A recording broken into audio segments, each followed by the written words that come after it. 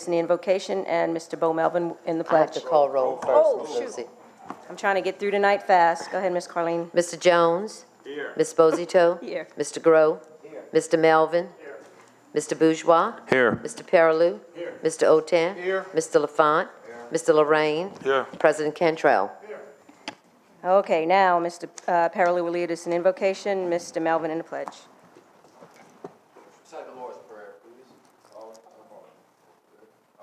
Who art in heaven, hallowed be thy name. Thy kingdom come, thy will be done, on earth as it is in heaven. Give us this day our daily bread, and forgive us our trespasses, as we forgive those who trespass against us. And lead us not into temptation, but deliver us from evil. Amen. I pledge allegiance to the flag of the United States of America and to the republic for which it stands, one nation, under God, indivisible, with liberty and justice for all. If everyone could remain standing, it's just a moment of silence for those that lost their life on September 11th, 01.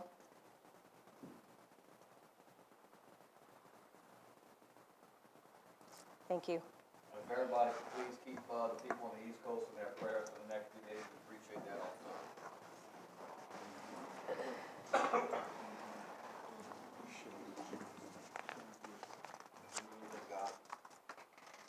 Move approval of the minutes. I'm going to need some motions.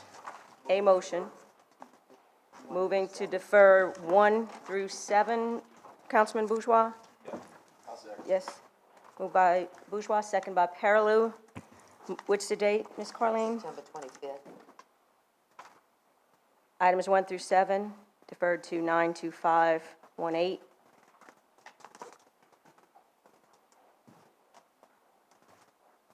All in favor? Any opposed? Passes 9-0. The proclamation, I don't see Mr. Abbey. Can I get a motion to deviate to item number 9? Is Mr. Cantorani? Moved by Councilman Bourgeois, second by Councilman Jones. All in favor? Aye. Any opposed? Passes 9-0. We're going to move to item number 9.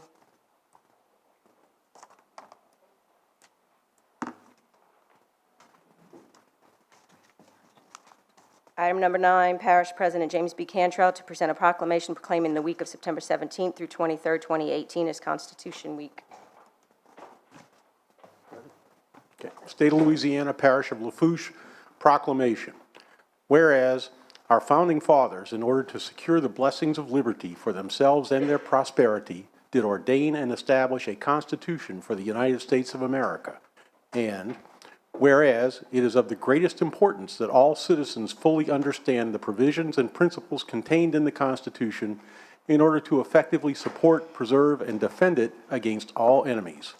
And whereas the 231st anniversary of the signing of the Constitution provides an historic opportunity for all Americans to remember the achievements of the framers of the Constitution and the right, privileges, and responsibilities they afforded us in this unique document.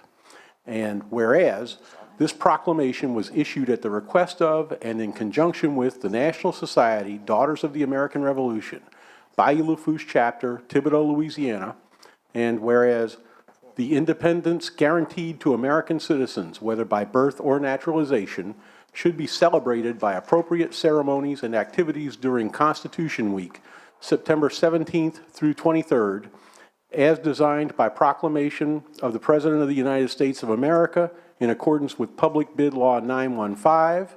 And now, therefore, I, James B. Cantrell, Parish President of Lafourche, State of Louisiana, on behalf of Lafourche Parish, do hereby proclaim the week of September 17th through 23rd, 2018 as Constitution Week in the Parish of Lafourche, and urge all citizens to reflect during the week on the many benefits of our federal Constitution and the privileges and responsibilities of American citizenship.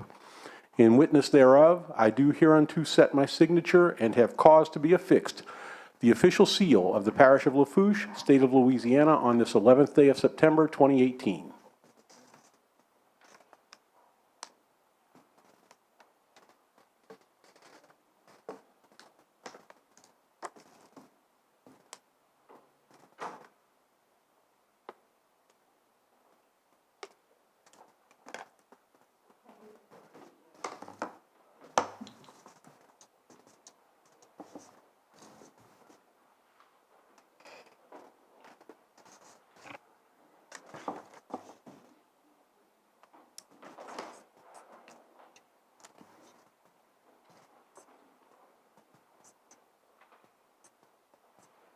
I need a motion to move to the regular agenda. Moved by Bourgeois, second by Paraloo. Any discussion? All in favor? Any opposed? Passes 9-0. We're back on regular agenda. We received notice that Mr. Tabor, if he makes it, is running a little bit late. So we're going to just move on with the next item, and we'll come back to item number 8, the proclamation honoring Mr. Tabor, if he is able to make the meeting. So again, can I get a motion to move to C, presentations and updates? Moved by Gross, second by Paraloo. Any discussion? All in favor? Any opposed? Passes 9-0. C, presentations and/or updates. 10, Ms. Karen Collins, CEO of Lady of the Sea General Hospital, to present an annual report. Hi, please state your name and address for the record, although I just said your name. Karen Collins, 275 West 86th Street, Cutoff, Louisiana. Okay. Good evening. I'm here to present the annual report for Lady of the Sea Hospital. Lady of the Sea was established in 1956 to provide health care for residents of the 10th Ward in Lafourche Parish. The current facility was built in 1978. Our mission is to provide high-quality care in a personalized manner to those we serve. We strive to be the primary provider of wellness, education, and health services for our community. Our goal is to treat all our patients as if they would be our family. We currently have 167 total physicians, nurse practitioners, and physician assistants on staff. They include family medicine, general surgery, ENT, podiatry, radiology, GYN, emergency medicine, oncology, pathology, orthopedics, telestroke, telecardiology, telepsychiatry, and teleradiology. Under inpatient and outpatient services, we offer speech, occupational, and physical therapy, both on the inpatient and outpatient side. We have extensive laboratory and radiology diagnostics to include MRI, ultrasound, digital mammography, CT, and nuclear scans.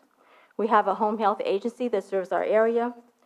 We have 2 rural health clinics with extended hours till 9 o'clock on weekdays and 9 to 3 on weekends and holidays, making access easy for our community. We have 2 community pharmacies. We have a chronic dialysis center that's been in operation for over 20 years. Our learning center, which provides community outreach and education. We have a certified diabetes education program, providing education to the diabetics in our community, and we also offer nutritional counseling. Last year, we had 44,963 clinic visits, 9,762 emergency department visits, and 25,684 outpatient registrations for testing. Under our community outreach program, we have, as I mentioned, our certified diabetes education program, which we offer free to our community for education. Our learning center provides free monthly wellness screenings as well as outreach screenings with 812 screenings that were provided this year. We also have education outreach programs and community education programs on multiple health topics. We have an annual diabetes fair in October, free breast screening through grant funding with a Lady of the Sea Cancer Prevention Program for those individuals who don't have insurance. We also partner with University Medical Center in New Orleans and the Louisiana State Police to provide the Sudden Impact Program, which provides education to South Lafourche High sophomores, juniors, and seniors to prevent injuries and fatalities from impaired driving and unrestrained drivers. The program illustrates the ramifications of impaired driving from a medical, law enforcement, and victim perspective. It's been very effective in helping to educate those young people. We employ 324 individuals. Our total salary is equal to $14 million. The economic impact to our community is estimated at $63.9 million. We have invested $1 million last year in capital improvements. We do receive ad valorem tax, and we received $1.8 million for maintenance and operations and $535,000 for our debt service, and we certainly appreciate the support that comes from our community for those projects. We have a focus on patient care in everything that we do. Under our patient survey results, the care provided by our nurses rank in the top 1% nationally. Our emergency department patient satisfaction ranks in the top 5% nationally.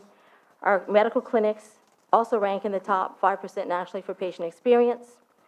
Our home health department has a 5-star rating for our patient satisfaction, which is the highest rating. Our dialysis unit has an overall rating of 5 stars for their quality metrics. We also maintain ISO 9001:2015 certification, which is an international certification focusing on quality, continuous quality improvement. I'll be happy to answer any questions. No one?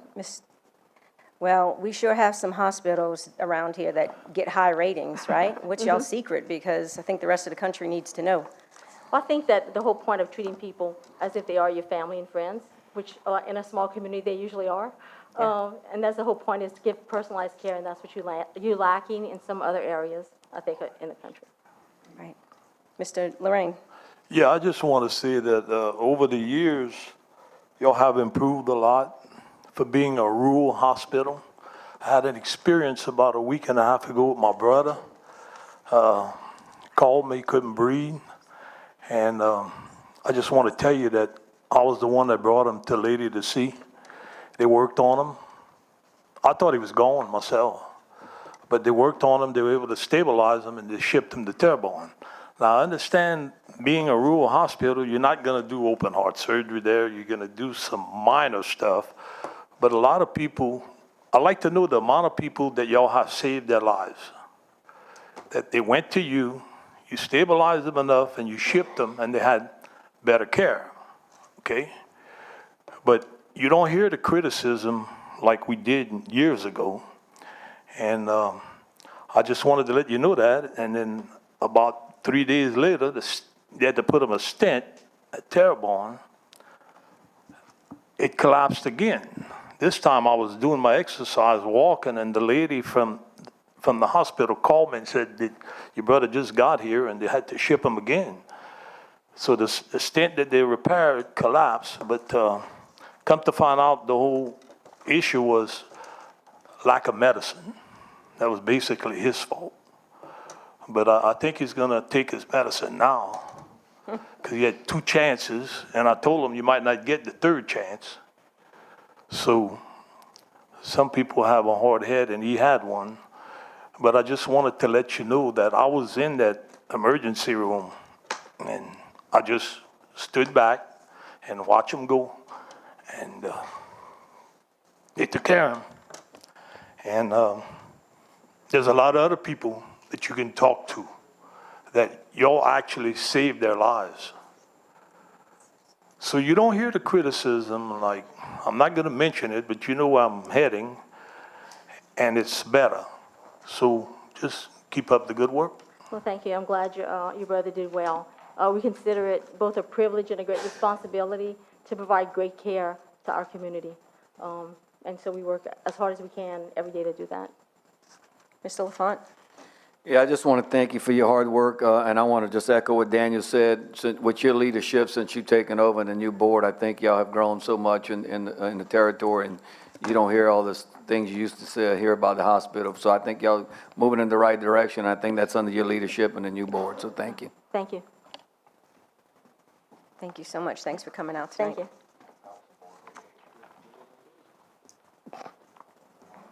Mr. Perilou said they quit delivering babies after he was born. I don't know what that says, but.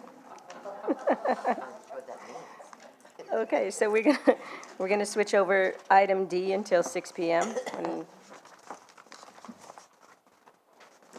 E, legal advisory report. There is.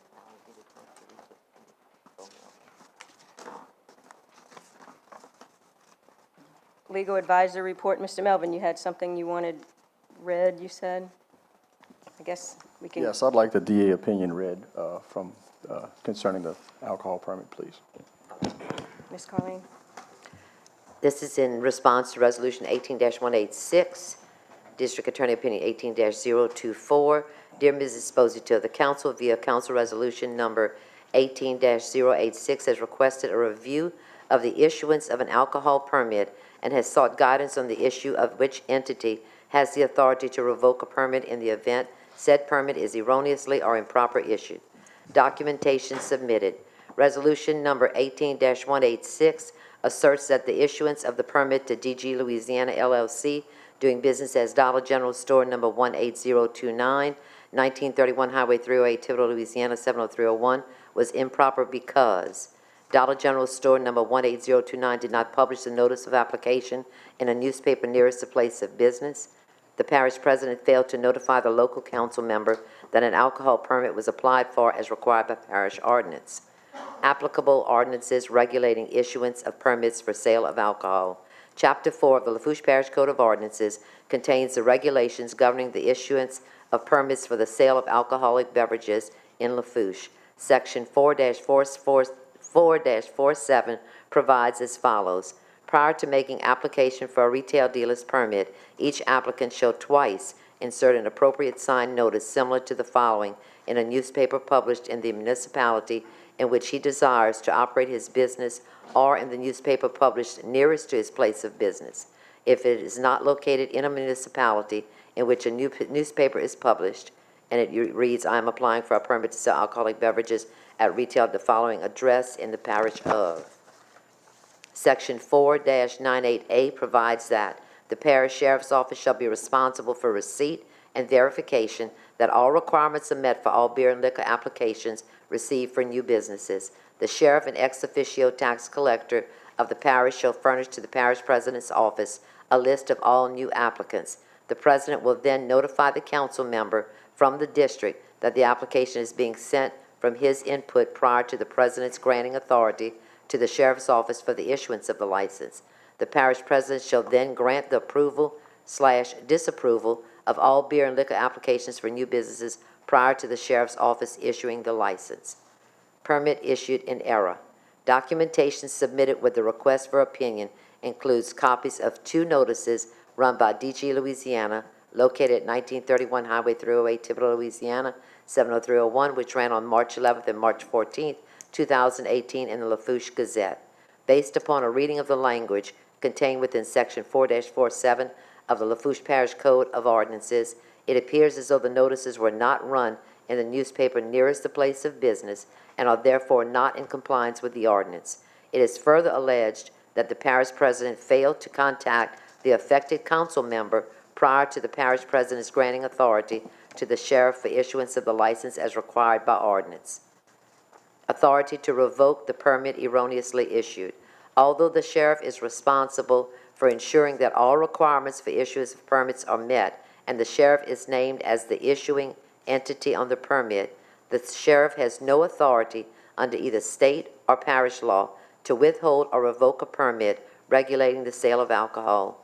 Under state law, either the Commissioner, Office of Alcohol and Tobacco Control, or the parish governing authority may suspend or revoke parish alcoholic beverage permits for certain statutorily enumerated causes, such as selling to minors, permitting consumption on the premises of narcotics or habit-forming drugs or controlled dangerous substances, permitting disturbances of the peace. Neither of the deficiencies alleged in this instance, erroneously placement of notice and failure to contact local council member, are contained within the enumerated causes for revocation. According to Ernest Legere, Senior Attorney for the Louisiana Office of Alcohol and Tobacco Control, although revocation is not an option in this instance, local residents affected by the issuance of the permit have the option of filing affidavits with the Office of Alcohol and Tobacco urging their objections to the permit. Should you have any questions, please don't hesitate to call Christine Russell, District Attorney. Mr. Melvin? Yes, can I please read a brief statement? Sure. Okay. Yeah. This looks like an alcohol or Dollar General issue. It is not. This is not about whether someone dislikes or likes Dollar General, or it's not about whether someone likes or dislikes alcohol. This is about procedures that weren't properly followed. This is about trying to make something right that wasn't done properly where ordinances weren't followed. I believe that honest mistakes were made and absolutely no malintentions with no malintentions. However, mistakes need to be rectified. While we're all fallible human beings, we must strive for perfection, especially in representing the good of the public. The offices we occupy are not our own. They belong to the people we represent. We are only elected to serve the public. While winning an election may be a popularity contest, doing the right thing isn't always popular, but we must serve the constituency as best we are able. Please remember this and this issue affecting St. Charles community, because it could be in your own backyard or with some other permit. I'll request that this permit be revoked and the parish ordinances regarding the issuance of alcohol licenses not properly followed. In another case, not following proper procedures, a civil service employee in the parish was reinstated because the termination procedures weren't properly followed. It's all about doing the right thing the right way. We are a parish council that has enacted ordinances for certain events or permits, and the ordinances must be followed. Now, I did speak to Mr. Legere today, and he said that when it gets to their office, that if something wasn't done on the local level, for whatever reason, he said that that's nothing to do with them. And that's what the gentleman in Baton Rouge told me. So it would be up to the local officials down here. So again, he also said, and his secretary told me, that this could be protested by the people as well to show why they might not want it done at this Dollar General selling alcohol. It's just not here, but anywhere for that matter. So I don't know if we're going to hear from the public. Are we going to wait to hear from the Well, let's public? wait till we get to public, but I did want to ask you, how Yes. many feet is it supposed to be, and how many feet are we, Okay. for just those who are just seeing this for the first time? Okay, we were told that inside a municipality in the parish, if you're within 300 feet of a church, a school, a synagogue, playground, etc., you can't have a liquor store sell alcohol.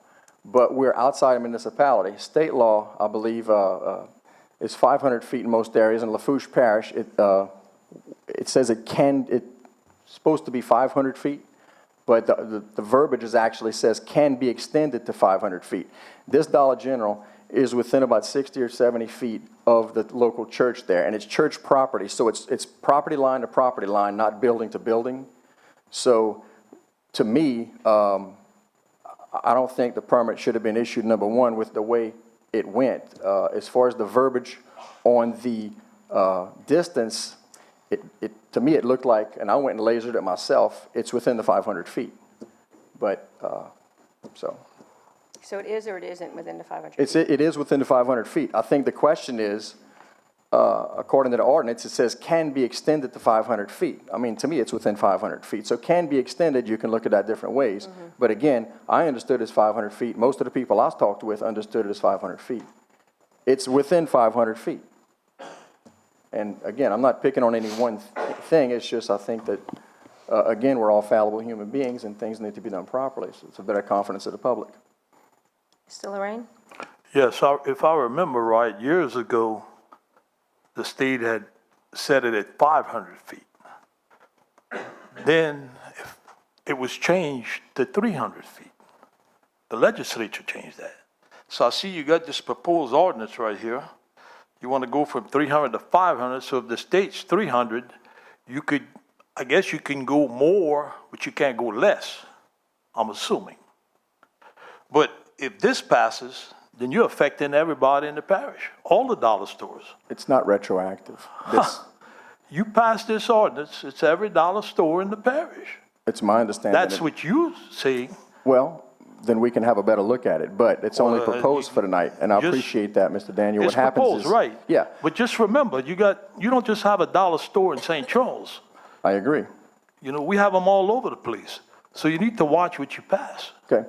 Well, again, certain ordinances in this parish do allow us to revoke permits and things like that within a year. Number two, and I fully agree, just like term limits we enacted, we're not going retroactive to term limits. I'm not looking to make it retroactive because there's so many other places that could be affected.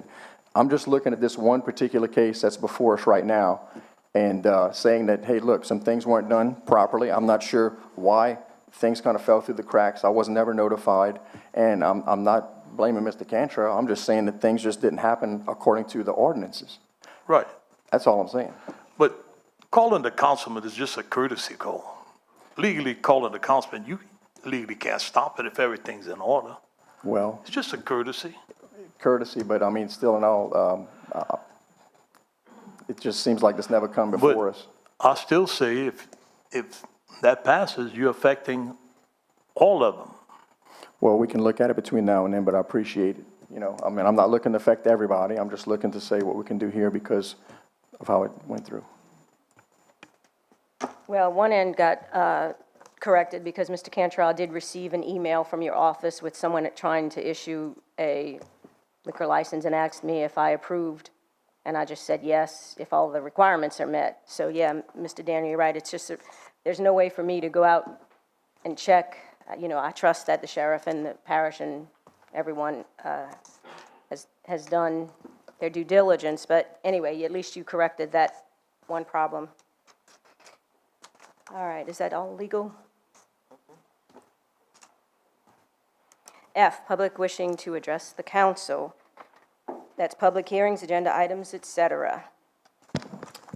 Ms. Helen Zarang, if you'd approach the podium, state your name and address for Ms. Zarang, and remember, you have 3 minutes.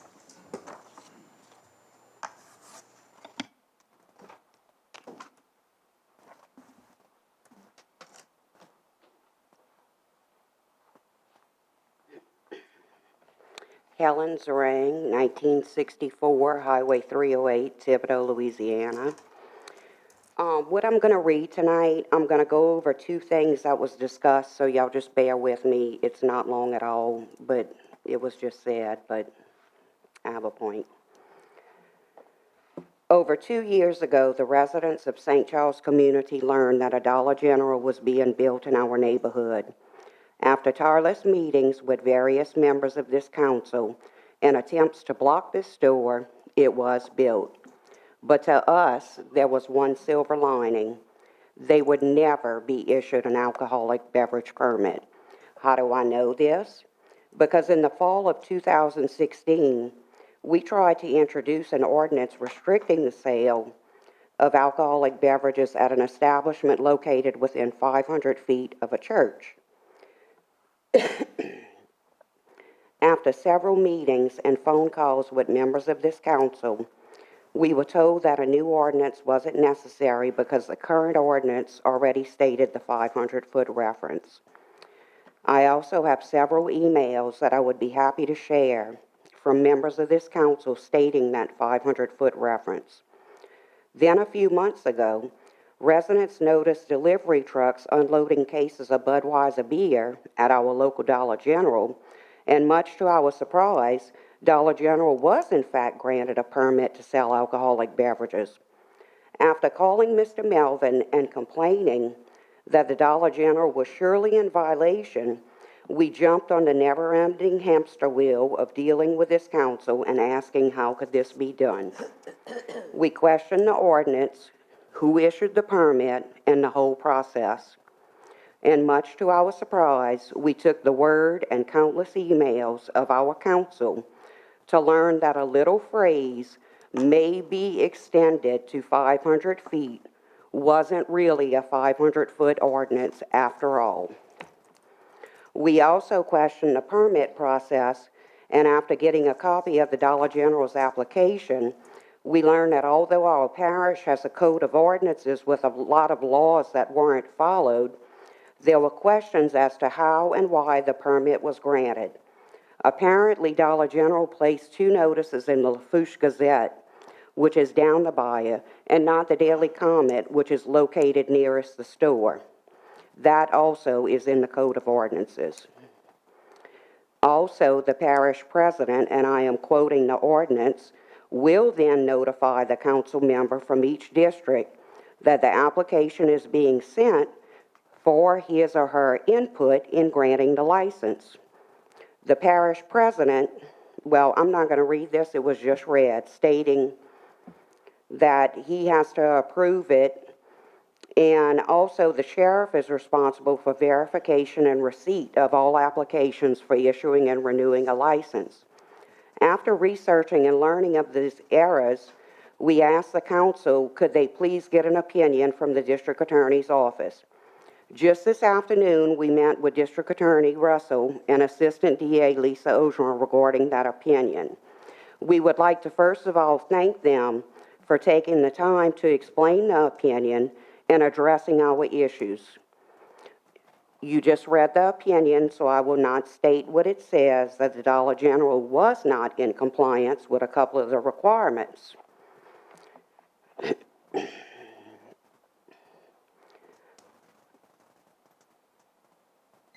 It's quite simple and yet so complicated what this opinion says.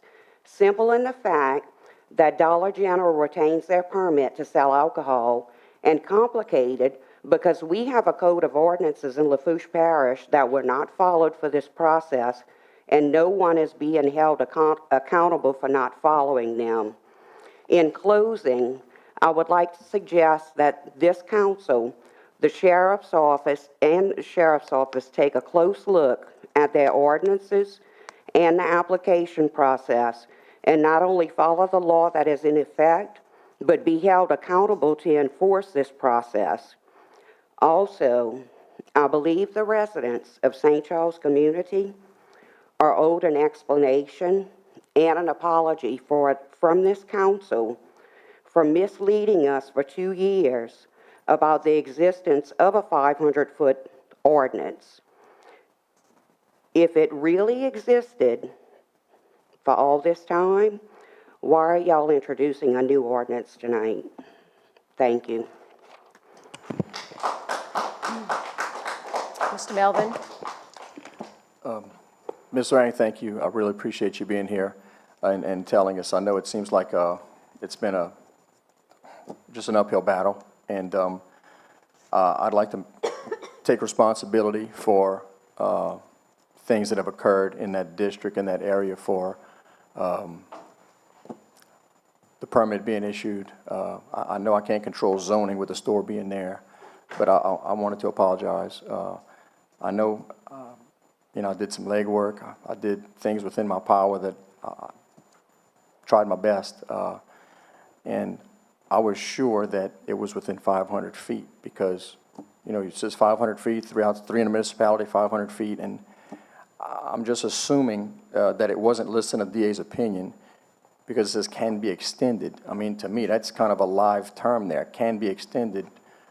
It's going to be extended. Can I respond? Yes, ma'am. When we met with the DA today, they told us that the reason that was not addressed, which made us so upset, because it was just completely omitted from the opinion, was because they had met with several people in this administration, Lisa can correct me if I'm wrong, that everybody was aware of the 500 feet.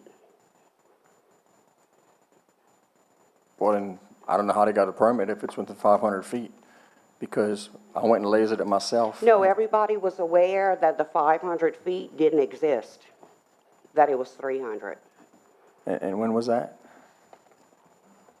Did you say the administration knew that it was No, 300? Lisa can speak Oh, no, she won't. if she wants to clarify, but in meetings with people throughout this, it was not addressed because they didn't think the 500 feet that we were talking about was not even an issue because the ordinance says 300 feet. Like they thought that was a no issue. It wasn't an issue. Well, I know from my point of view, when they're supposed to advertise in the closest local paper, and they advertise in the Lafourche Gazette, which doesn't come north and intercoastal, and probably 3/4 of the parish is north and intercoastal, and I wasn't notified, not that, if Mr. Lorraine's right, not that it makes a huge difference if that's the case, but the fact is, the ordinance application is pretty cut and dry. Anything that's not followed or answered untruthfully, it's a public document, and it's an application, and if it's not done right, to me, they shouldn't have got a permit. So I That don't know. is correct. They should not have gotten a So, permit. again, I mean, from when the time that store opened up, I went door to door trying to deal and tell people, hey, lost the battle, store's coming, I'm sorry. We don't have zoning in the parish. I know there's a lot of folks over the years, we're paying for the sins of what maybe should have been done 50 years ago. But again, I thought for sure with some of these things that weren't followed according to the verbiage on the application itself, how could this permit have been issued, number one? And number two, how do they still have a permit?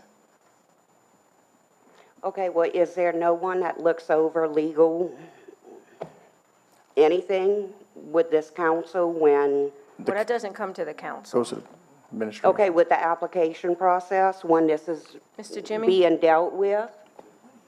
I mean, it's clearly in the code of ordinances, the steps to follow, yet they were not followed. When I get the application, I assume that the sheriff has done the job of monitoring what has to be monitored. I don't go out and check anyone. I get so many of them, I just sign them because, But I mean, I don't think that it's correct that you can assume when you have a code of ordinance. well, ma'am. We as citizens are required to follow laws, I some which understand. we And don't I- even know. And I do follow the law, but when somebody else does it, the sheriff is responsible for making sure all the things are followed. The When- sheriff is responsible, but it said you had a responsibility also to contact Mr. Melvin to see if there were any objections. I had never contacted one before, and it was done before my administration that I know of, because I went back and looked. I didn't see where it was ever done from previous parish presidents. I understand So that. I did what they did, and, you know, I don't have time to go and research every little detail. I'm I sorry. understand that, but in the code of ordinances, it says that you are to do that. Ma'am, everybody else didn't do it before me, and I followed what they did. I didn't have a chance to go read every little thing they have going on. I mean, this is impossible. Do you know how much problem I have with drainage and pump stations?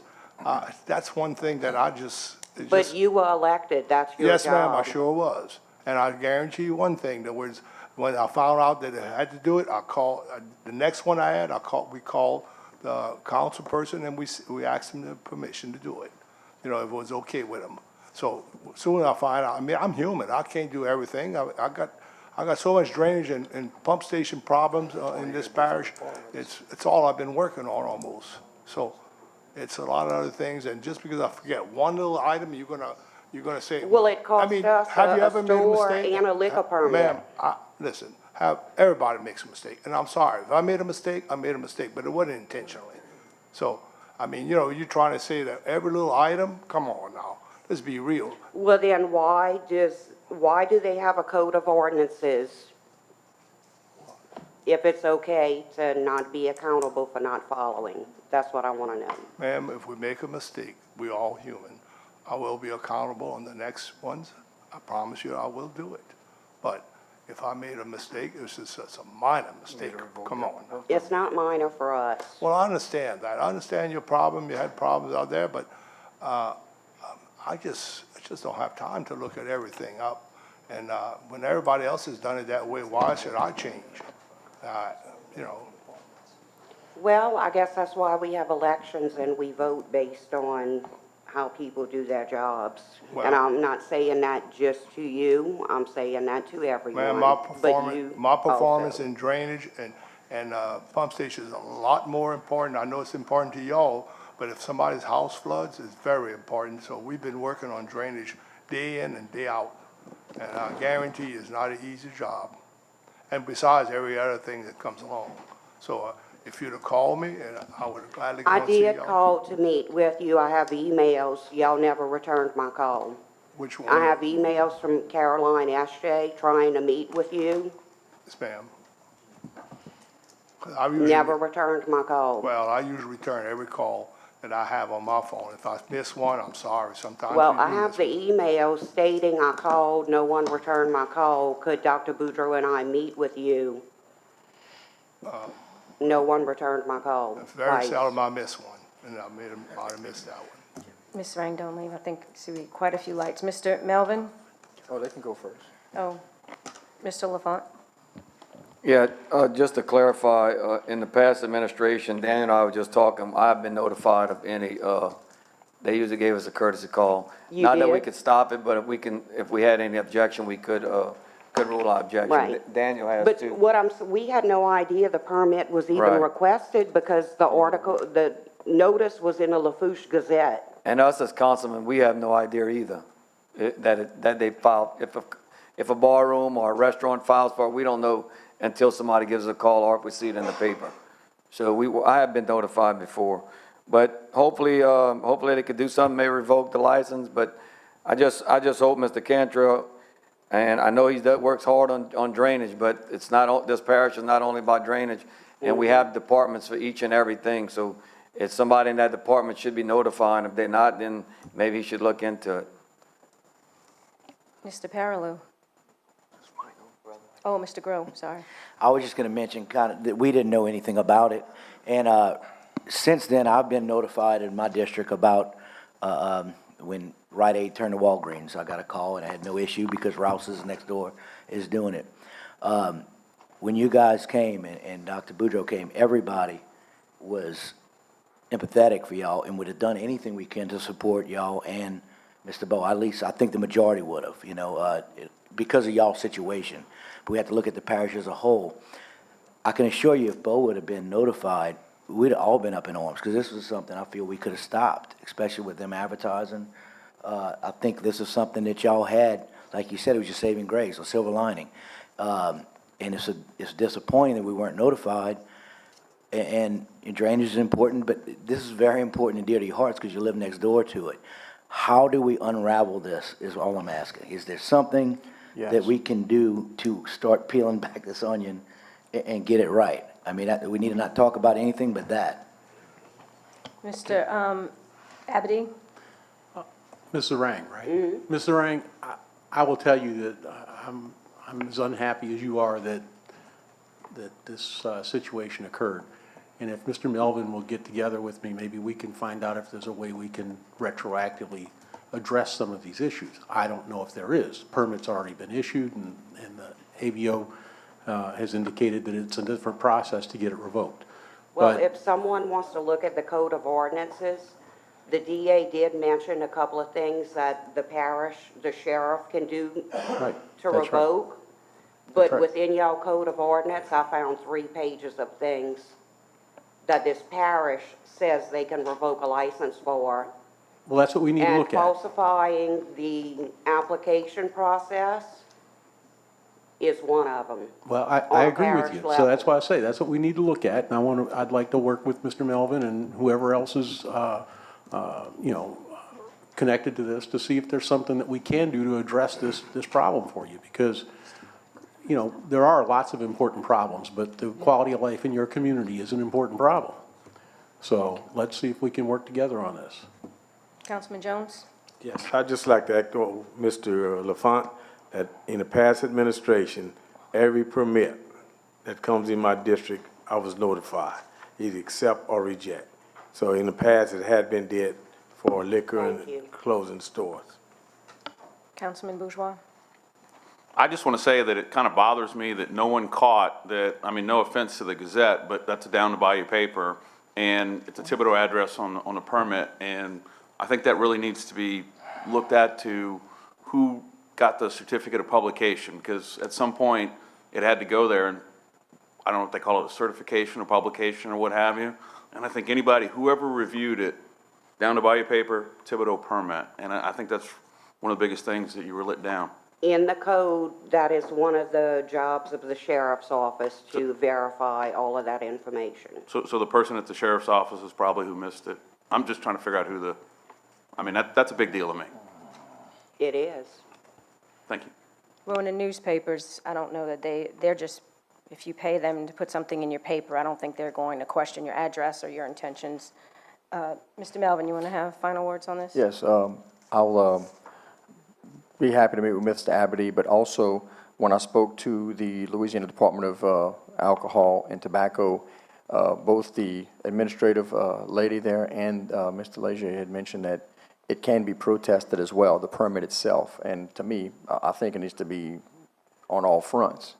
Even if I have to go walk and get signatures myself, with that's what y'all would like to do. I just want to carry out what y'all want to do. But I think that everything we can do will help in this case, because it's such it's an isolated community. I mean, St. Charles, it is right there. I mean, it's from curve to curve, it's a very small community. I think most people, especially since they have alcohol across the bayou that was gotten right with their permit, I'd just like to make another effort as well. Anyone else? Administration, no? Ms. Rang, thank you for coming out. I see that some other St. Charles residents are here as well. I tell you, I don't know how many balls can drop on one situation, and I understand your frustration, and I completely agree with everything you're feeling. I hope there's some way that Mr. Abity and Mr. Melvin can work together on this to try to get some resolution. I will say, Mr. Melvin, you have, I told him earlier, he's had some bad breaks because I've never seen someone work so hard to try to get the right thing to happen for his district, but it was out of his hands early on, as you, I mean, I'm sure you already know that, but I know he'll be in touch with you and other residents there. Anything we can, the rest of us can do to help, we will. I might lastly suggest in the future, when an issue like this does arise, that you people on the council refer to the Code of Ordinances when you're answering questions and phone calls, because I feel like this could have been clarified over 2 years ago when we had the opportunity to fix any issues. And it seems like it's a little too late. Okay. All right, thank you. Thank you. Ms. Carleen, is there anyone else? That's it. Okay, we're going to have a public hearing at 6 o'clock, but for now, we can move on to engineers. If you're in the middle of your presentation, we'll have to stop right at 6. G, engineers, architects reports. Anyone? No, Jack? Mr. Jones, did you have a question for Jack or no? I think a couple people had questions for you, Yeah, Jack. They were excited to wait see till you the here. item come up. I asked when the item come up. Oh, You you're gonna wait be for the here, item? Jack, or you coming to the podium?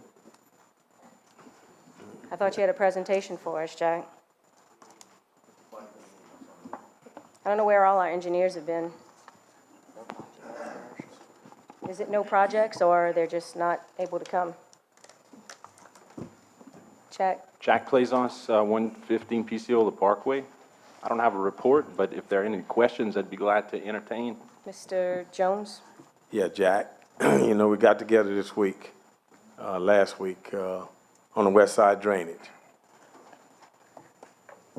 How far is the west side drainage? How far does it go? The total length of the project, Yeah, what's considered the west side drainage?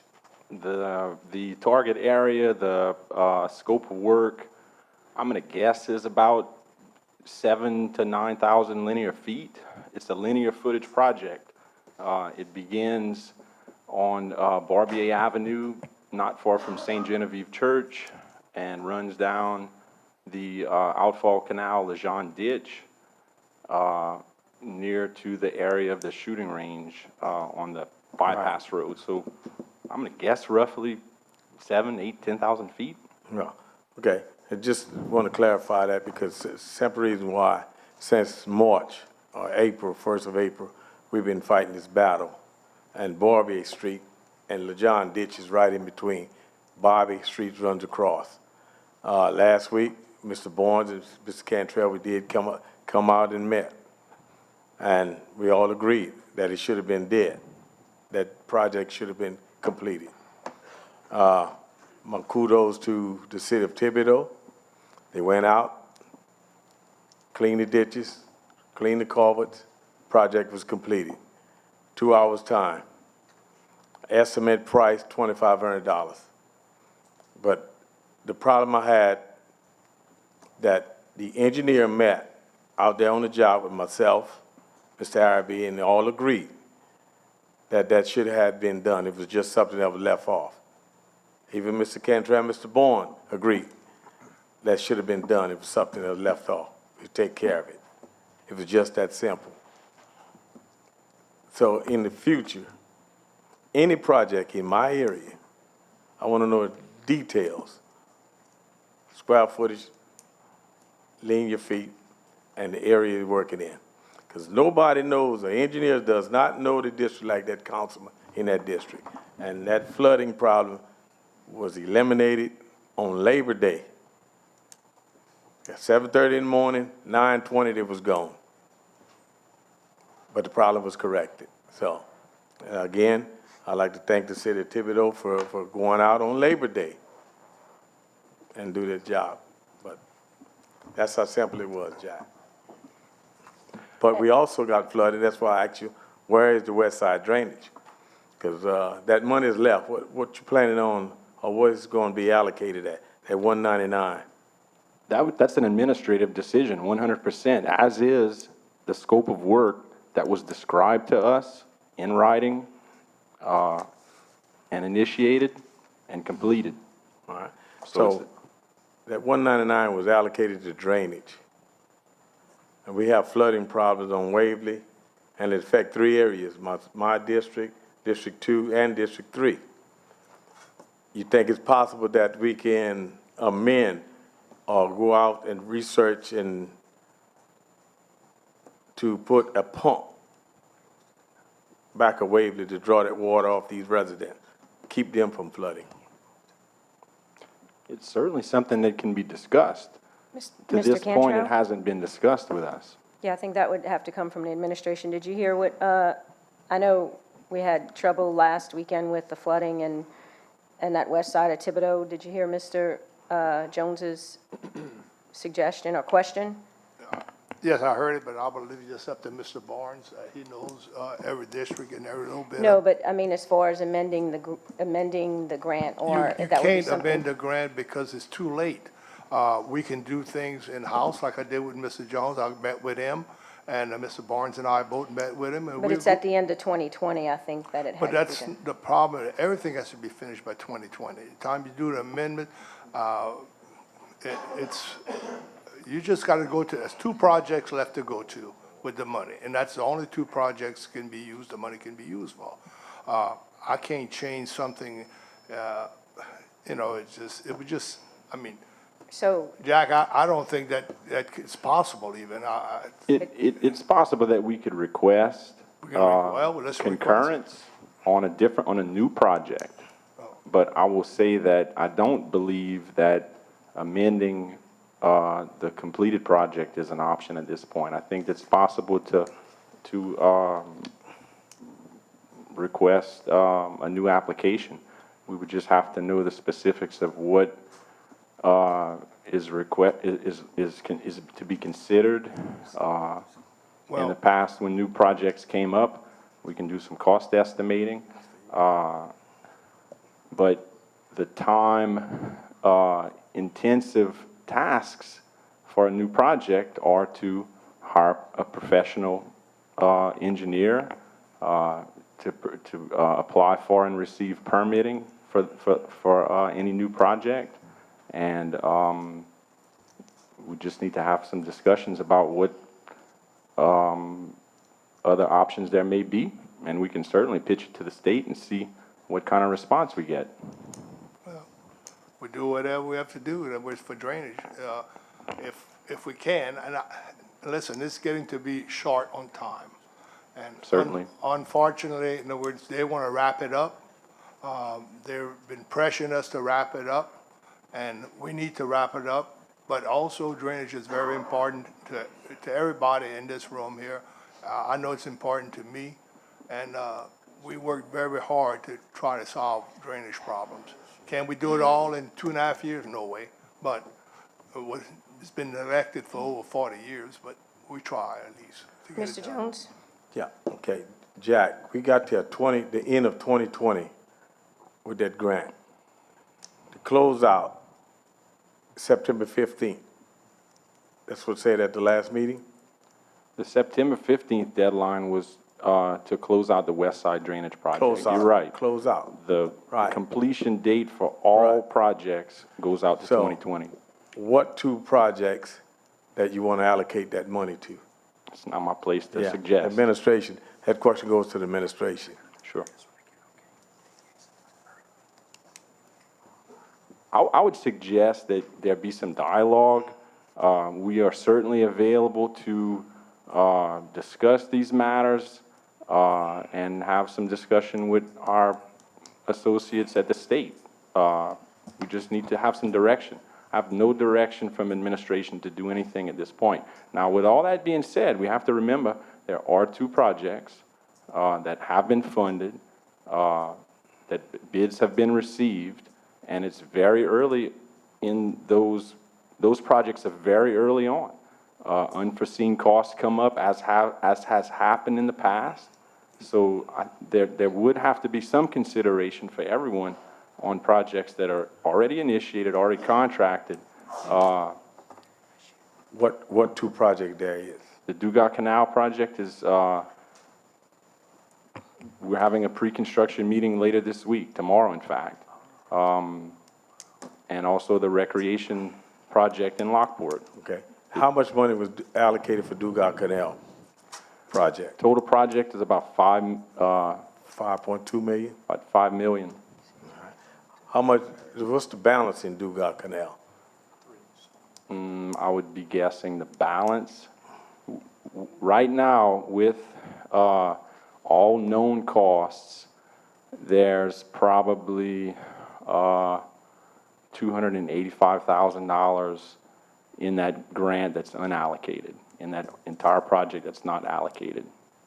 So the balance we got left, it is from 5 million to, what, we got 3 million left, 3.2? No, $285,000. 285,000. Unallocated cost. I'm being rough estimate, but I think it's close. All right, and the recreation, that's over $1 million? No, sir, that's somewhere between $150,000 and $180,000, roughly. But totally what was allocated for that? The total cost of the project, there's 1.5 local funds and about 3.5 of grant funds, so it's roughly 5. Right. So 5 million for recreation, 5 million for Dugas Canal.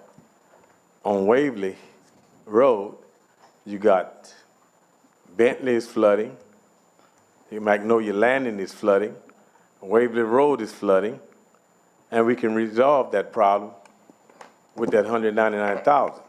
Again, I think this is Yeah, I'm completely an not saying you can't, administrative discussion. but I'm glad to try to answer questions. I'm just getting the point across. There's major flooding in that area that affect about 500 homes. And that's a real bad needed situation to be corrected. So I hope that the administration would look into it. They got to come back to the council before they move money.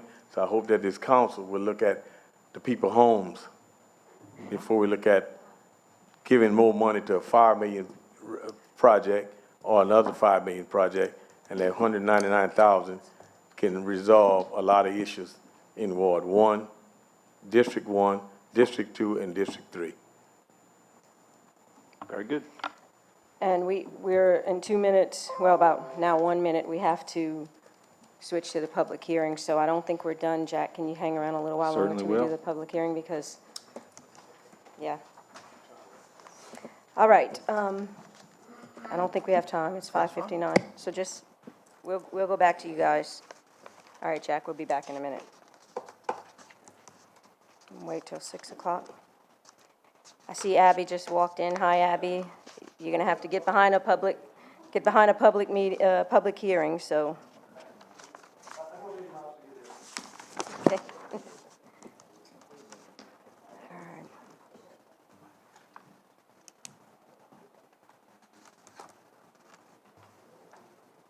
We're going by AT&T time, so our cell phones are what we're looking at.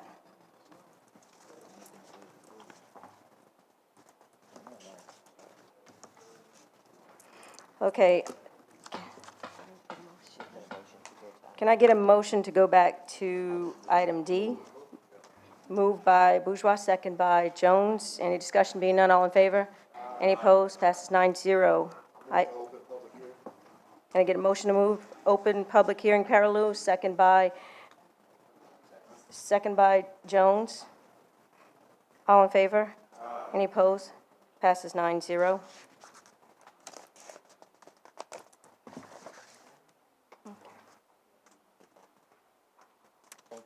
Number 11, serving as the Board of Review, the council will hear public comments and protest values of property for assessment purposes fixed by the Lafourche Parish Assessor's Office.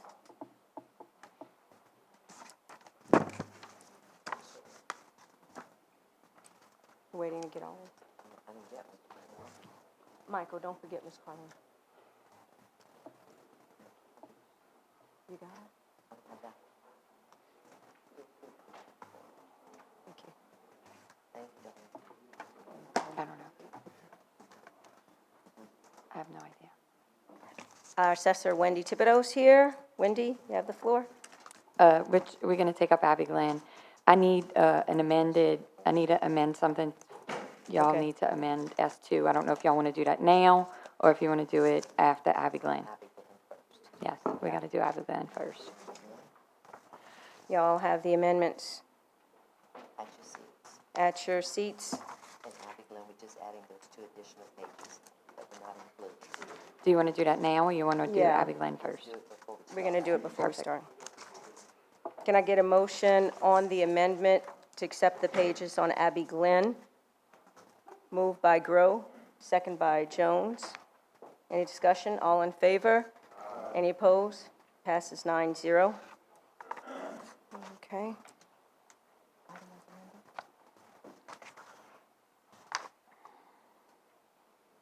Okay, can I get a...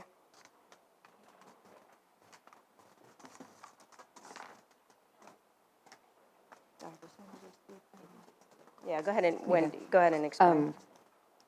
You need to see if anybody's here Okay. from Abby Glenn.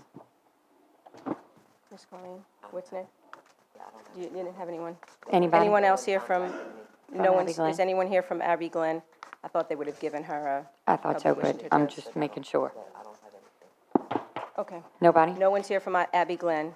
There's no public here from Abby Glenn. Okay.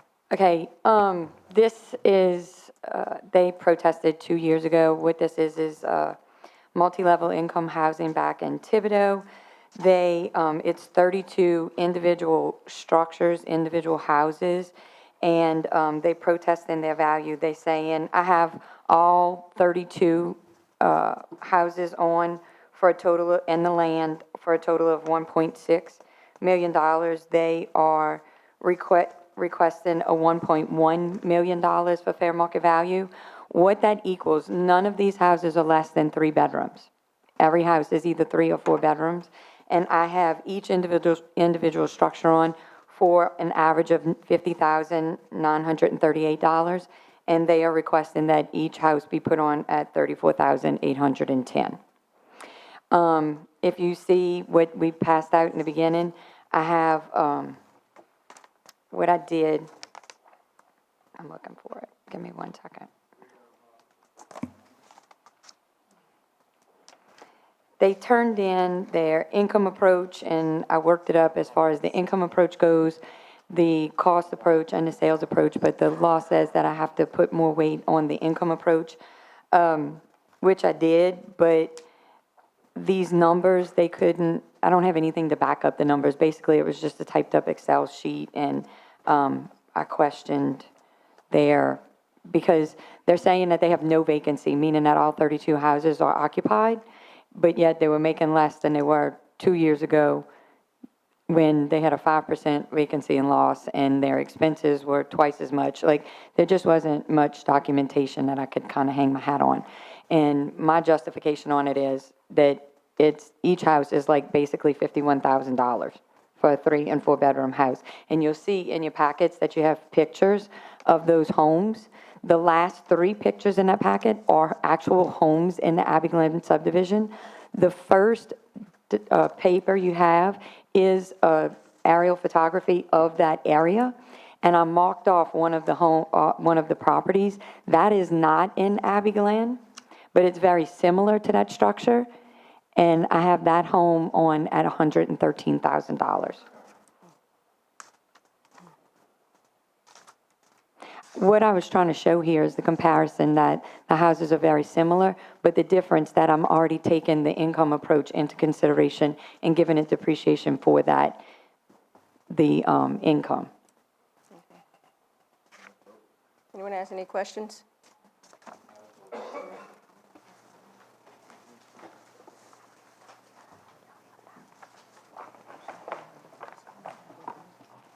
Okay, can I get,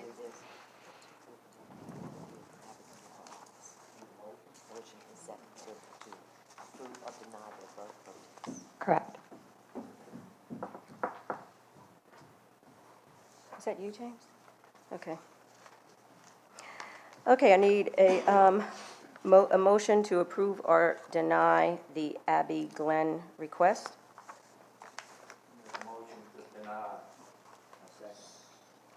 I have my Mr. light Bush? on because Oh, I'm sorry, Mr. I'm Bush, I hitting didn't my see you. thing. Go ahead. Keep wanting to ask some questions. I'm sorry, I didn't see Thank it. you. Hey, Wendy, I just have some questions here I'm trying to get from your aerial picture.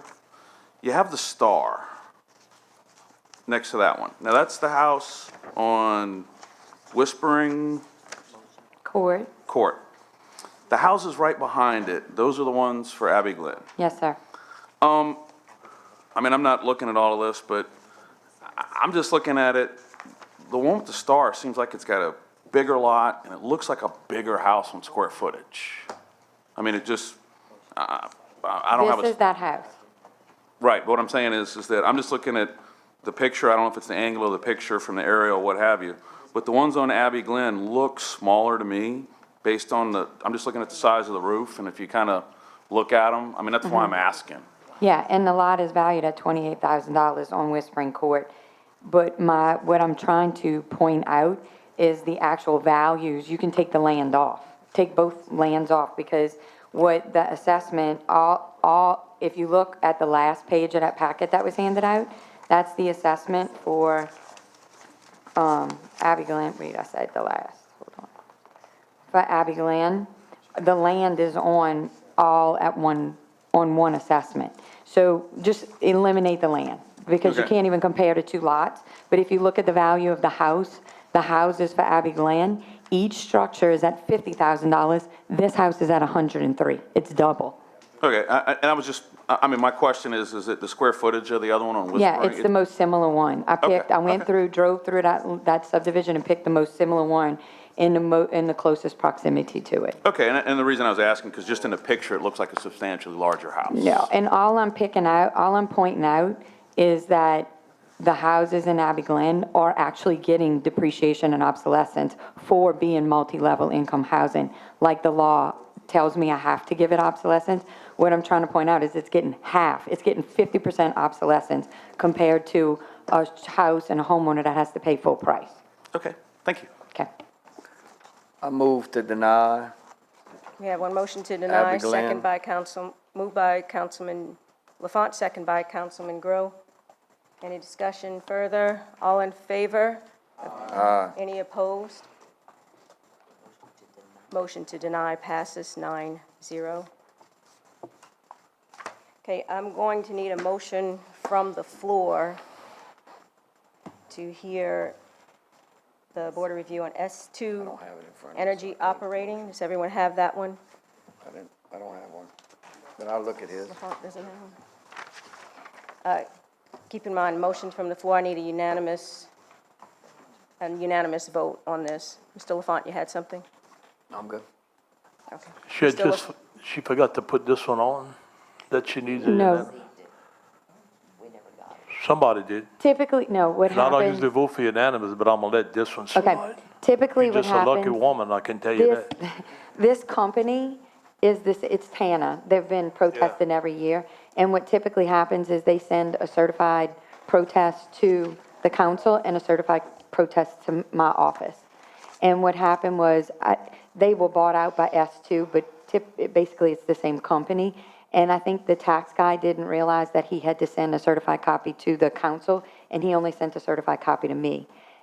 I assumed that he sent it to both, but after talking to Colleen the next day and just verifying all of the paperwork, he didn't send it to the council. He didn't send it next door, he sent it to me. So I'm asking, Wendy, as the assessor, I'm asking you all to amend it and hear this as a board of review instead of going through the legal process, because that's what'll happen. They'll just sue us and to be heard in court instead. Thank you. Okay, anything further? All right, so we need a motion from the floor. Moved by Councilman Otan, second by Bourgeois. All in favor? Any opposed? We'll hear the motion from the floor. Okay, as I was saying, this is Tana. Y'all are all familiar with Tana. Tana has been appealing this every year. I'm glad to say that last year they requested their value to be $100. This year we got them up a little bit, and they are requesting, I believe, let me see what they put on their paper.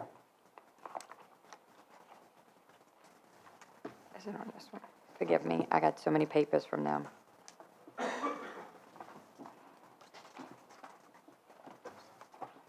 we go.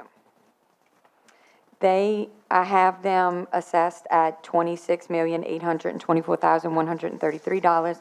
They are requesting their value be reduced to $10,116,200. And just for sake of record, every year they request this reduction because they have wells in the field, and some of their wells are shut in. Shut-in wells are temporarily closed-off wells. And in the Louisiana Tax Commission rules and regulations, it says that all shut-in wells are entitled to 90% obsolescence. In my office, we give them 90% obsolescence in every shut-in well. What they're requesting is that all their shut-in wells get the status of plug and abandon. When you plug and abandon your well, you cement it and you can never drill it again. And that comes off of the tax roll. The Louisiana Tax Commission rules and regulations state that if it's plug and abandoned, I must remove it from the tax roll. So what they are doing, and if you look at the LAT forms that all should have been in your packet that were just handed out, and I'm just going to pull up the first page, you can see this is the LAT form that they returned to our office. And on the left-hand side, it says SL 328, well, let me see. Yeah, 328, 90% obsolescence due to being shut in. And if you look at their assessed value, it says 0. What I'm showing you is that the company is even recognizing that it's 90% obsolescence, but they're calculating it as 0. So they are aware of this. My value, the $26 million, reflects the 90% obsolescence. Their $10 million is reflecting 0 value for the shut-in wells. And what I'm asking you all is to uphold my value as far as the shut-in. And just as a note, the Tax Commission has upheld all my values for the last 3 years that they've protested. Okay, before we move on to a vote, I'll just ask specifically, is there anyone here from the public to protest this? Anyone from the public? Anyone from the public? Okay. Can I get a motion to deny by Councilman Perilou, second by Councilman Jones? Any discussion, any further discussion? Being none, all in favor to deny? Aye. Any opposed? I got to abstain. Possibility of our company, the company I work for, might do one of their partnerships business. Okay. Denied passes 8-0-1 with Councilman Lafont abstaining.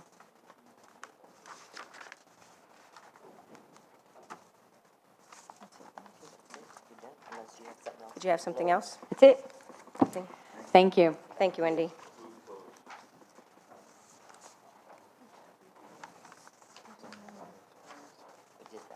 Okay. All right, we already closed, so. Yes, I need a motion to go back to item number 9, regular agenda. Item number 9, and number 8, sorry. Moved by Councilman Jones, second by Councilman Grow. Any discussion, all in favor? Any opposed? Passes 9-0. Number 8, proclamation honoring Mr. Abbey Tabor for his 31 years of exceptional service to the community. Can someone move on that for me? Moved by Councilman Jones, second by Bourgeois. Mr. Tabor, you want to come up to the the podium. Some people have a little bit more of a history with Mr. Tabor, and Carlene's going to read your proclamation in a minute, but back when I was self-employed in marketing and public relations, before I was elected to anything, I used to do a good bit of fundraisers and things for the veterans. And someone gave me Mr. Tabor's name, and he always showed up, and he didn't know my name, he didn't know me as being anyone that would one day be able to give him a proclamation. I've never seen someone that I'd run into people and say, Abby took pictures, and he was at my event. I don't know, I think you are cloned somehow, that you would be at more than one event at one time. But we just appreciate you so much, and you did everything. And look, people have jobs, and they do great jobs, but the spirit in which you did your job, it is a loss for Lafourche Parish to see you. I'm happy that you're retiring. I'm happy for you, but it is a loss, just the spirit in which you worked and which you served. And so Ms. Carlene will read your proclamation, and it's similar to your newspaper article that your colleagues put forth. State of Louisiana, Parish of Lafourche Proclamation. Whereas on behalf of Council Chairwoman Lucy Sposito, the Lafourche Parish Council wishes to honor Mr. Abby Tabor for his 31 years of exceptional service to the community. And whereas after 31 years of service, Abby is retiring and has plans to sit back and enjoy life.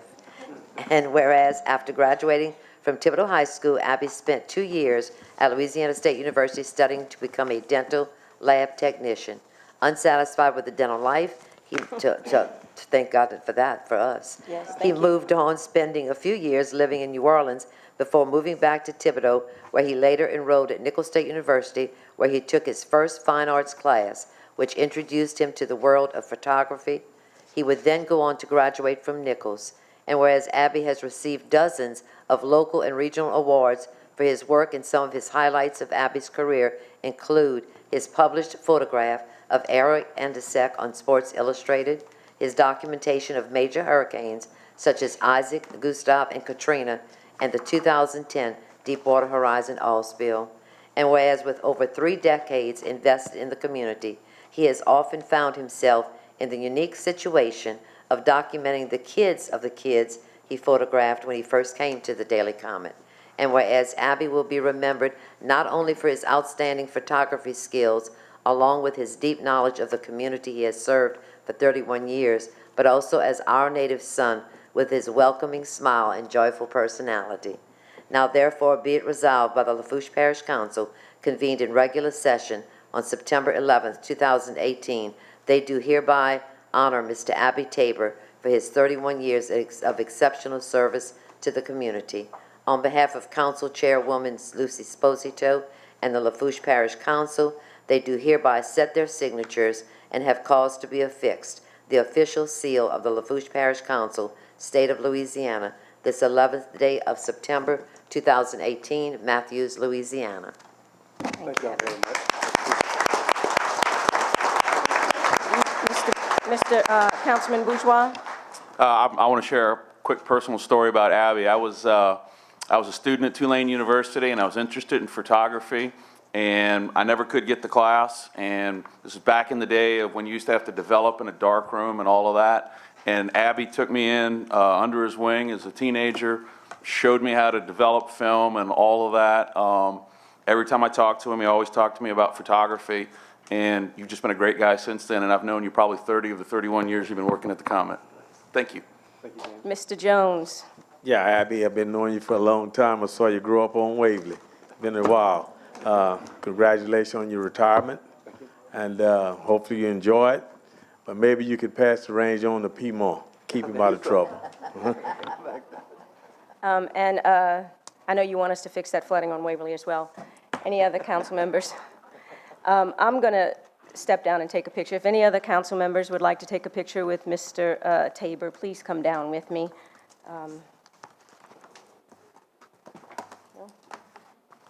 No one likes everyone shy today? Let's go.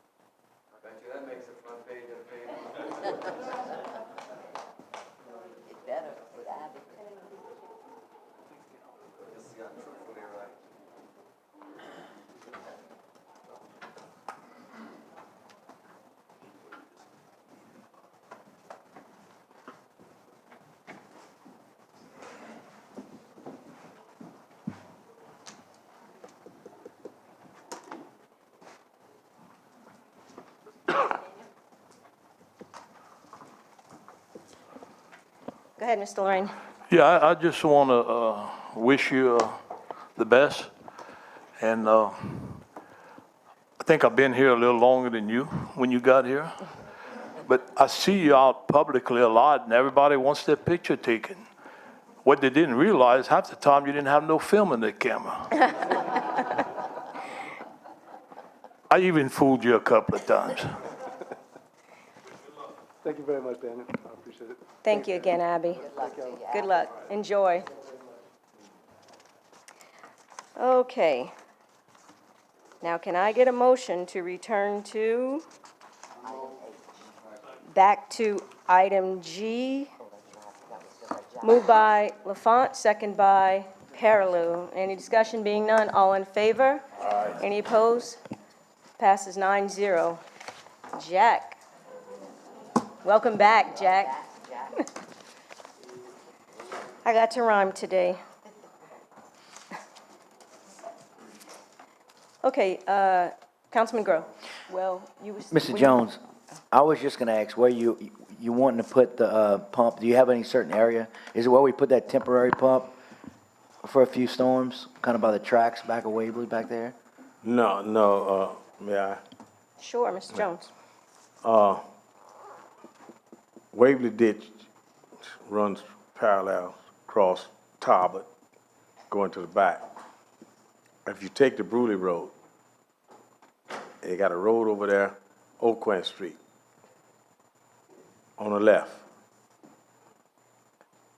And I think the parish, we own that right away, if I'm Mr. not Barnes? mistaken. On Oakland, On Oakland, I'll check and see. okay. If we put that pump right there, it would eliminate a lot of problems in District 1, District 2, and 3. Because that pump will draw the water from Bentley, from Magnolia Landing, Waverly Road on the backside, where this new subdivision coming in, and Wander Road by the tracks in your district. And to pull the water with the new ditches being cut. If we ever get the right of way, the landowner is willing to give the right of way, need to get it in motion and get it signed. And we put that pump right there on Oakland and discharge it going to mobile pump station. Councilman Melvin? Hey, Jack, how you doing? I just have to make a statement real quick and maybe ask Mr. Cantrell a question. I did receive a call from Kelly today about a pre-construction meeting or having a neighborhood meeting about the Dugas Canal project. So thank you for that. I did not receive a call or an invite to the Dugas Canal pre-construction meeting. I would like to have attended just to ask some questions. Just FYI, in the future, I'd like to be invited because It's the administration, right, that would have to... Right, but I mean, I'm just saying in front of Jack. So when we have this meeting, I just want to be sure. I know Mr. Cantrell had wanted a few questions from my constituents about what might they be curious about for the project. And basically, I can't go to 500 houses and figure out, you know, what's everybody's question or who shows up. It's going to be basically, when's the project going to start? What's it going to involve? When's it in? Are you going to fix this? Do you damage that? You know, it's typical engineering questions on any project and just concerns that I can't imagine. So again, some questions you know is coming. How, when, why, and et cetera. So again, Mr. Cantrell, that's the best I can do with questions that could be coming. Thank you. Mr. Cantrell? Well, I just want some idea in case James had to look up something or some question that may arise that, you know, we'd have to have somebody do some research on it. I understand, but you know what? People come to this meeting and they don't email me questions 2 weeks in advance. I know, I mean, all I'm saying is, let's just man up and have this meeting, period. I mean, let's just answer some questions for the Well, people. we That's all have- I'm asking. we I don't know have- what they're gonna ask. Is 150 people there or 50 people there? I thought I maybe- don't know. But I thought maybe you knew some of the questions. Well, I mean, again, when's it gonna start? We'll answer everyone. I mean, Jack's gonna be there to answer them. I mean, I'm sure the engineers, we're gonna answer these questions to the best of their ability. Well, I'm sure they will. We're more than able, and Mr. Waits is available to meet with the community. Just off the cuff, I think it would be helpful to at least express that we could stay on technical subjects, the scope of the project, We don't know, and it will be very difficult to know exactly what's going to happen with the contractor. We can give a preliminary schedule, but I think you all know that that changes from day to day, week to week with weather conditions, other issues. So I don't think anybody can paint a very clear picture of day-to-day activities, but there's certainly some general information that we could share, and we're available. Right. I'm just asking for estimates, not a dictionary, just, you know. Well, whatever, we can be available to meet with the community. I just have one question. It's probably not a Jack question, but you're involved because it's in regards to what Councilman Jones asked about earlier. This is my concern, Mr. Cantrell, and I do submit questions all through the weekend, probably more than you want to see. I did ask a lot of questions about Magnolia Landing and Bentley, Waverly Road. These people have lived like this too long. The residents at the Boulangers at the cul-de-sac at Magnolia, they have to be terrified every time they leave their house and it barely rains. That's unacceptable. The people in Bentley Drive for years now, they can't get to work because their street floods so bad that they can't move out and get to work. We've talked about their not being able to get a right-of-way from Clayton Mobile Homes. I asked you, one of the requests I asked was that an engineer get involved to try to solve this problem. Kicking it down the road is no longer acceptable when we have residents on Bentley who cannot go to work. And I'm not talking about with a tropical storm or hurricane, I'm talking about just a rain event. The Boulangers, those houses in the cul-de-sac at Magnolia, it's not if, it's when water gets into their house unless we fix this problem. I do communicate with you. I do send questions ahead of time. I don't get answers. So with Mr. Jones saying that he's concerned, a cheer saying the West Side Drainage Project is done, and all weekend I was in my district with the West Side Drainage Project, far from being done, whether it was in that scope or not. I don't know if a pump station will fix it. That's why I would have requested, one of the requests I made to you was that an engineer get involved, because for 2 years now, for over 2 years since we've been in office, I've been begging for this problem to be solved. The fact that it hasn't been makes me feel like we don't know what to do. And if we do know what to do, shame on us for not addressing those residents' needs. Now, Mr. Cantrell, my questions that I sent to you over the weekend, and just to add to what Mr. Jones has said, I did remember your name that time. What's the plan? And is this pump station even a possibility? The list of questions I sent to you, are any of those things even in the realm of possibilities? What are we going to do for the residents of Bentley, Magnolia Landing, and Waverly? How long this problem's been occurring, Miss Lucy? How long you been having a problem out there? Can you tell me? Well, I don't know what was happening before, nor does it matter to me. What's happening under this administration is really all I can deal with right now. All I'm asking you is, what is the plan?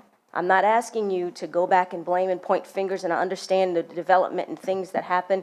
We have this problem now that we have to address. Well, the reason we have problems because of shoddy engineering. I don't know who did the engineering, but we found several problems. You know, it's not a fix-all. You're not going to do one little item and say, oh, it's all fixed, because evidently this has been going on for 10, 12 years. And a lot of people tried, and in fact, an engineer made it worse, what we discovered, and we're still walking this thing. We've walked it from top to bottom. We took elevations. In fact, I'll let Mr. Barnes chime in a little bit, because we've been working on this problem, but it's not an easy problem to solve. Oh, I know, I realize that. And listen, we're going to solve the problem. We have some things that we already done, but it's just a matter of tweaking and doing other things. But the engineers have got us to where we're at now. And if you want more paperwork and pay for something that gets us in a problem, that's good. But I don't want that. You know, I figure we walk the projects, we look at it, and we solve the problem. We have done that with many, many projects. We have addressed Mr. Barnes and I takes our time. With 40 years of experience Mr. Barnes has and 40 I have, that's 80 years of experience. But if you don't walk it, you don't go down and see what's occurring, check, make sure everything's in place, then you're wasting your time. I understand that, but servitudes have been obtained for over a month now and not, Well, you a gotta. shovel hasn't hit the ground, Well, you sure so. have weather conditions that affect a lot of things. And we're not gonna spend our wheels trying to do something when you get it with all the rain we've been having, and it's gonna cost us 5 times what it normally would cost. The town hall meeting I had there was May 7th? May 7th. May 7th, so Yes, between ma'am, now. and we've been working on it ever since then, getting right-of-ways, and James, I'll let you continue with this over here. Mr. Barnes? Yes, ma'am, we have got some right-of-ways. Since we've got the right-of-ways, the whole big problem with this neighborhood, from the old railroad track to LA1, we taking on a tremendous amount of water. The culverts under the railroad track is 2 30-inch box culverts. You go right next door to Bentley, the culverts are sized down. So you taking on all the water, which is about 600 or 700 acres of sugarcane land, and you putting all that water right on Bentley. So you funneling it down there, and then it goes through the neighborhood and around the neighborhood. Then you go down to Maywood. You got a 60-inch culvert right there, oval shape. It's got a gas pipeline right through the middle. Then you go on down toward the corner of Magnolia Landing, which we've been there plenty of times. All of this water that's flowing from LA1 is coming into these neighborhoods. We have got to have more outlets. I totally agree for the water. Waverly Ditch can't handle no more than what it's handling. This new servitude that we got, when the weather permits, we're gonna dig it right to the north side of Magnolia Landing, all the way to Talbot. We did find a big concrete culvert that the state put in on Talbot. We're gonna clean it out, and that's gonna give us another avenue to get the water out of there. Also, Mr. Jones, the right-of-ways that Bob Passman has been working on, the guy just come in from out of country, works overseas somewhere. He is supposed to meet with Bob and get the paperwork done on these other outfall ditches, which is gonna help. The Layton Pump Station improvements, Miss Heather will be here at the next council meeting to give us an update on that project. I spoke with her during the week. But we're still far off on that, on adding that pump to Layton, right? Well, what's holding her up is GOSEP, the people that's heading the grant, is putting her through some strenuous questions, and they want her to do a 100-year model on this area. This parish is only set up for a 25-year rain event. The state's wanting her to do a 100-year model. So when you put that when you put that information out there and they analyze it, you're gonna raise the flood elevation in that area from a +6 to a +10. So we have discussed this week of avenues based on what this parish's drainage system can take on. Why do a model at a 100-year rain event and this whole parish should be underwater versus doing a 25-year rain event? She is 90% complete on the plans.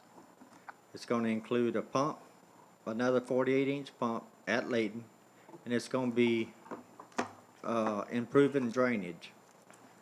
And like I say, she will be here at the next council meeting to give y'all an update on So that. while we wait on this, Layton Pump Station continues to be overwhelmed by the water, right? Yes, ma'am. I have to say, the other 48-inch pump, that's 50,000 gallons of water per minute. But I was just studying it before we had some earlier meetings this afternoon of that entire Layton Pump Station area from LA1 south. we got a gravity flow system that's probably 1.5 miles from LA1 to Talbot. Then you got another 14,000 feet you got to go to get to the Layton pump station. In that particular drainage area is 14,000 acres, 14,047 acres. That's probably one of the biggest drainage basins in Lafourche Parish. I went through the whole drainage study, and I have walked a lot of this area. We shot grades on it. But if you water coming downstream, if you can't, it's like putting it through a funnel. It's got to go somewhere, and it's going to spread out. Like if you fill a funnel up, it's going to spill out. So our plan is more avenues of getting the water to the Layton pump station. Then if you go to Layton, you study the whole canal going to Assumption Parish. You go to Movant, then you go on up to Welcome Pump Station. They have a bypass canal at the Welcome Pump Station. The water's coming down from Assumption Parish, and I have talked to one of my parish operations managers in depth about this. We are pumping Assumption Parish water for them in this area. Whatever Welcome can't take on, it hits a bypass canal and comes straight to Movant and straight to Layton. And Mr. Barnes, every time that gets said, the people that live in Lafourche Parish and Magnolia Landing and Bentley get pretty upset because, not that I don't want to take care of our neighbors, but we need to, if Layton doesn't have the capacity, if what the water going through is overwhelming it, how can we continue to take on additional water? Mr. Jones? Yeah, I'd just like to reiterate Mr. Bourne. He described exactly the reason why we need a pump station on Old Quaint Road. The water coming from Bayou Lafourche, all the way from the highway, coming down to Magnolia and draining into Waverly, and it's flooding. That pump would take care. Other issue is, in the last couple of years, there's over 200 homes has been built in that area. So the water has to go somewhere, and it's backing up in the people's yard, so we definitely need to look at it and get this problem resolved. I know Mr. Chasson, Mr. Waggerspack, and Mr. Scott is ready to give the right-of-way to dig 3 canals on their property. And we had a town hall meeting, Ms. Lucy had the town hall meeting May 7th, and it was a quick fix. And as of yet, it's September 11th, the quick fix hasn't been occurred. So hope that the administration get in it and get this thing dead. Mr. Jimmy? Another problem also we have is that area in Bentley and Magnolia Landing is in a bowl. We go from you didn't address the elevation, but the elevation starts at 15 feet and it gets to 8 feet, James? 8 feet, yes. And all that water funnels to the lowest spot. And what's happening there, the part of the funnel, the end of the funnel. And so the problem is to get the water out of there to get it to the pump station. And that's not an easy fix. And again, that's the lower areas, that's the point of forced drainage. That's We have right. low areas everywhere. That's right. But when you have all that water accumulating and all the water going into one area, in other words, that's not an easy way of getting the water out of there unless you have the right-of-ways and you can do what you have to do. And that's what we're working on. It's not just a simple matter. It's very complicated and complex. It's a matter of all these engineers who built these subdivisions and never took the elevation in consideration, I guess, because No, they've done what our requirements aren't sufficient. Jack, I don't know if anyone else had anything for Jack to say, to ask Jack. No? Thank you, Jack. Thank you for staying. Any more engineers, architects report? Nothing. H, public hearing and ordinance for ratification. Can I get a motion to open public hearings? Can I get a motion to open public hearings? Moved by Parlus, second by Lorraine. Any discussion? Being none, all in favor? Any opposed?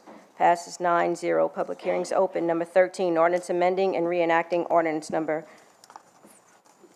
Ms. Posito, I'd like to defer this one once again, hopefully, maybe for the last time. For the next okay, meeting. I'm glad I remembered that. Item number 13 being deferred to 92518. Is that it, Ms. Carleen? 925?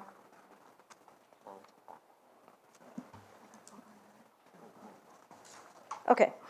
Deferred till 92518. Number 14, ordinance to amend ordinance number 5993 as it pertains to no parking on both sides of West 212th Street, hereby deleting and replacing it with the shoulders. Thus, the new verbiage shall read, no parking on the shoulders on West 212th Street, Galliano, Louisiana, Ward 10, District 9, Parish of Lafourche, State of Louisiana, installing the necessary no parking on the shoulder signs and providing penalties for the violations thereof.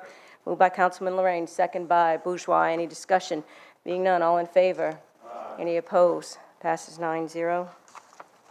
Number 15, ordinance establishing a 15 miles per hour speed limit on Loop Road, des Allemands, Louisiana, Ward 7, District 2, Parish of Lafourche, State of Louisiana, providing for the placement of speed limit and speed check by radar signs and providing penalties for the violation thereof. Can someone move for me? Moved by Councilman Lorraine, second by Bourgeois. Any discussion? Being none, all in favor? Any opposed?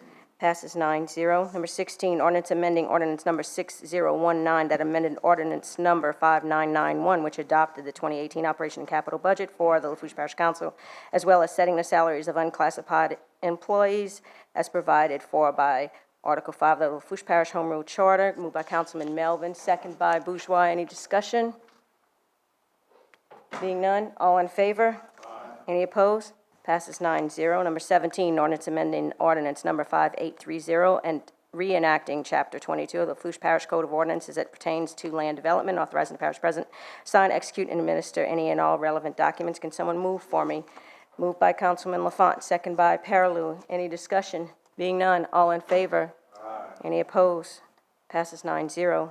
Number 18, ordinance approving a lease agreement between Fire Protection District Number 1, owner lessor, and Parish of Lafourche Parish for leasing the premises located at 4062 Highway 90 East des Allemands, Louisiana 70030 for use as a public polling place for Ward 7, Precinct 3 of Lafourche Parish, and authorizing the parish president to sign, execute, and administer any and all relevant documents. Can someone move for me? Moved by Parlou, second by Lafont. Any discussion? Being none, all in favor? Any opposed? Passes 9-0.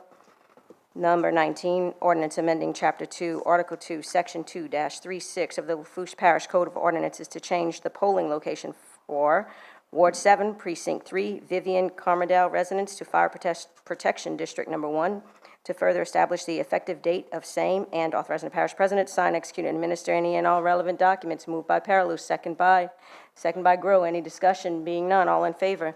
Any opposed? Passes 9-0. 20, ordinance approving the attached servitude agreement between Glenn G. Raymond and the Lafourche Parish Council, and authorizing the parish president to sign, execute, and administer said agreement. Moved by Lafont, second by Parlou. Any discussion? Being none, all in favor?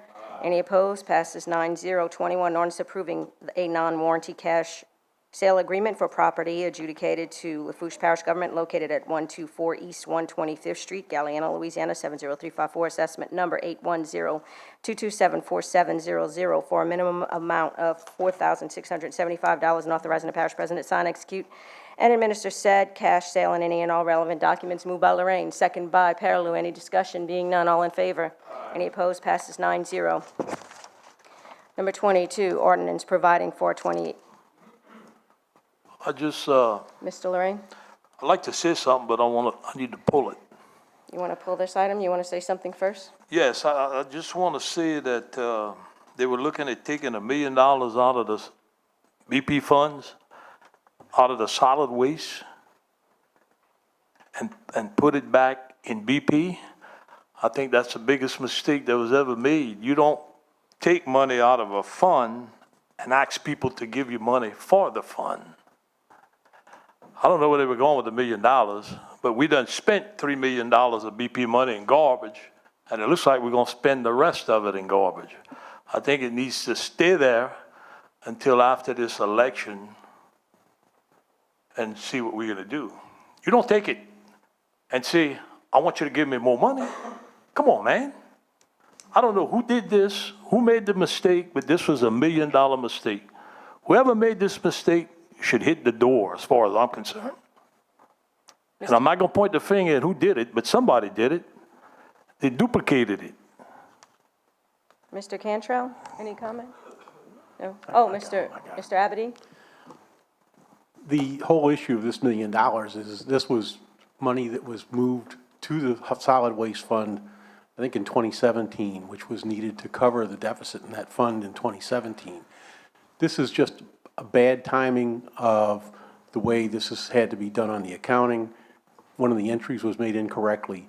We needed to pull this because we're going to fix the accounting entries and get them correct. There's not $1 million somewhere that we're moving around. That money was spent last year in order to cover the deficit in that fund. Brent, that's what it says. Well, I understand. That's why I say we're asking to pull this because the language in the ordinance is not really clearly set forth. First of all, I'm the one that sponsored it. When I sponsored this, I thought it was the $1 million that we had to come up with for this year. That's what I thought. And I guess I thought wrong. Okay? This was an error in the So way whoever this was wrote drafted. this, whoever tried to maybe sneak this in or whatever, shame on him or whoever. Well, I wish we had that $1 million, but this is just an accounting correction, and let's take this up once we get all this secured. Thank you. Okay, Paul. All right, pulling item number 22. Move by close public hearing, Paraloo, second by Lafont. Any discussion? Being none, all in favor? Any opposed? Public hearing is closed, 9-0. Councilman Otan. Okay, I will read all of item I's. Okay. Item number 23, proposed ordinance, amending ordinance 5529 and amending and reenacting Chapter 4 alcoholic beverages, Article 2 license and permit requirements, Division 2 dealers and beverages of high alcoholic content, Section 4-45, location of retail liquor businesses near churches and schools, limited of the Lafourche Parish Code of Ordinances to extend the distance from, it's scratched out, 300 feet to 500 feet as it pertains to alcohol permits granted. This is a motion by Councilman Melvin. My understanding is someone wants to speak to this proposed ordinance? Ms. Helen Zarang, would you like to speak to this ordinance? It's only a proposed ordinance now. You do realize there's no vote coming? Okay. Helen Zarang, 1964 Highway 308, Thibodeau. I'm just asking that this ordinance be pulled. I just had a chance to look at it, and just quickly looking at it, you changing from 300 to 500 feet, yet on the next page, you run into the same issues which say may adopt an ordinance and may extend. The wording is just not, I just think that it should be pulled and written correctly if something does get done. And I think we need to deal with the issues with the current ordinance before trying to do this. Thank you, ma'am. Okay, item 24, proposed ordinance approving the holding of an election in Fire Protection District Number 9 of the Parish of Lafourche, State of Louisiana on Saturday, December 8, 2018, to authorize a levy of a special tax therein by Councilman Paraloo for administration, and that ends proposed ordinances. Do y'all need a break, or you want to just power through? Okay, they're saying continue. J, resolutions. 25, resolution approving amendment number 2 to the application agreement for the project titled West Side Drainage Improvements, and authorizing the parish president to sign, execute, and administer said amendment and any and all relevant documents. Moved by Councilman Jones, deferred from 62618 and 82818. I'll move. Moved by Councilman Jones, second by Councilman Otan. Any discussion? The money coming back before this council before it can do anything, right? Right? I don't hear anything. That's a question. Okay. Your light's still on. You had anything Yeah, else? question. The money All right. comes back before this council, before Y'all wanna we can do answer? anything. That money will go back into the CDBG general allocations that we have and won't be dedicated to any project without the approval. All right. But hopefully, we will get to deploy it on some project before it expires in 2020. All right. Any further discussion? All in favor? Aye. Any opposed? Whew, passes 9-0. Thanks, Jack. Congratulations, Jack. 26, resolution appointed one member of the Lafourche Parish Planning Commission Board. Mr. Perilou, who you have? This is deferred from 8/28/18 meeting. Yes, I need to defer one more time because the applicant, Mr. Guidry, has sought a ethics board opinion, and the ethics board will meet on the October 21st, 18th. So the next council meeting beyond that is, I believe, October 23rd. So I'd like to defer it until that time. Okay, so now item 26 deferred to 10/23/18. Gotcha. Okay. Number 27, resolution appointed one member to the Housing Authority of Lafourche Parish Board. Mr. Perilou, who you have? I would like to appoint Mrs. Shirley Mack. Can I get a second on Ms. Shirley Mack? Second by Grow. Any discussion? Being none, all in favor? Aye. Any opposed? Passes 9-0. Number 28, resolution reappointed one member to the South Lafourche Beachfront Drainage District Board. Mr. Lafont, who do you have? One applicant, Mr. Terry Danos, I move to put him on. Terry Danos, can I get a second on Danos? Second by Bourgeois. Does this board do anything? No, not yet, not right now. Okay. We could look at maybe this man on the board in the Yeah, we future. need to, It's a very important board and it needs to stay intact. Okay. what are they doing? What are they doing? Yeah. There's some future plans about building a bridge to Okay. the north of where the other one was at. All right, Okay. I'm all for a bridge. If I could right. mention one thing, we maybe need to Sure, look at the Mr. Crowe. makeup of the board, because it's gonna be hard for somebody from District 3 to be on it. I tried to get people, the makeup of the board, we might need to look at that, on how many, We changed that board to put some people from up the bay and nobody never applied, so we went back to the original.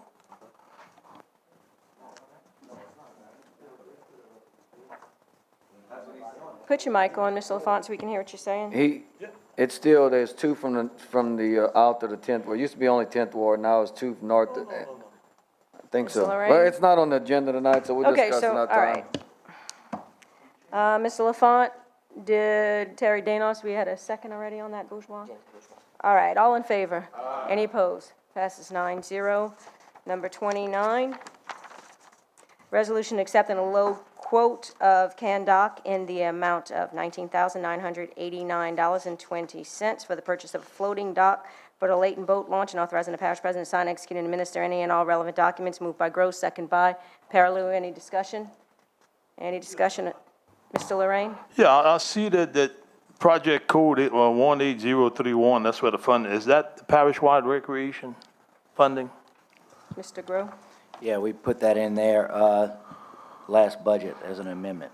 It was approved for $20,000. Yeah, because I got one that's been approved and nothing has never been done, but I'll take care of that later. I see Mr. Perks here. Mr. Ryan Perk, you had anything you wanted to, Mr. Groh, did you want Mr. Perk to answer explain anything? No questions? No questions on a floating dock? Mr. Otan? No, I'm kind of like Daniel. I'm anxious to see my boat launch done and get done because I know we bought the one in La Rose on Delta Farms for 300 something and we buying more. I'm in favor of it. I'm certainly supporting it. I'm asking everyone else to support it, but I equally want to see a lot more action on some of the boat launches a little bit quicker, so thank you. Mr. Lafont? Yeah, and I just want to reiterate what he said, and we appreciate your support, but we've been supporting you on your $5 million Lockport building that we don't have down the bay. Well said. Okay. All in favor? Aye. Any opposed? Passes 9-0. Thank you, Mr. Perk, for coming for nothing. Number 30, resolution approving an application for federal assistance in the amount of $2,784,155 for the purpose of operating a Head Start program and authorizing the parish president and council chairperson to sign, execute, and administer said application and any all relevant documents. Moved by Councilman Melvin, second by Parallel. Any discussion? Being none, all in favor? Any opposed? Passes 9-0. 31, resolution supporting to opt in a class action lawsuit to recover additional sums under the Payments in Lieu of Taxes Act for fiscal years 2015, 2016, and 2017, and authorizing the parish president to sign, execute, and administer any and all relevant documents. Moved by Bourgeois, second by Lafont. Any discussion? Mr. Parallel. Yeah, I'd like a quick explanation of opting into a class action lawsuit, please. Most class action lawsuits require people to opt out. It just so happens that the federal court that's administering this class action lawsuit is kind of flipping the table on them, and they're requiring opt-in.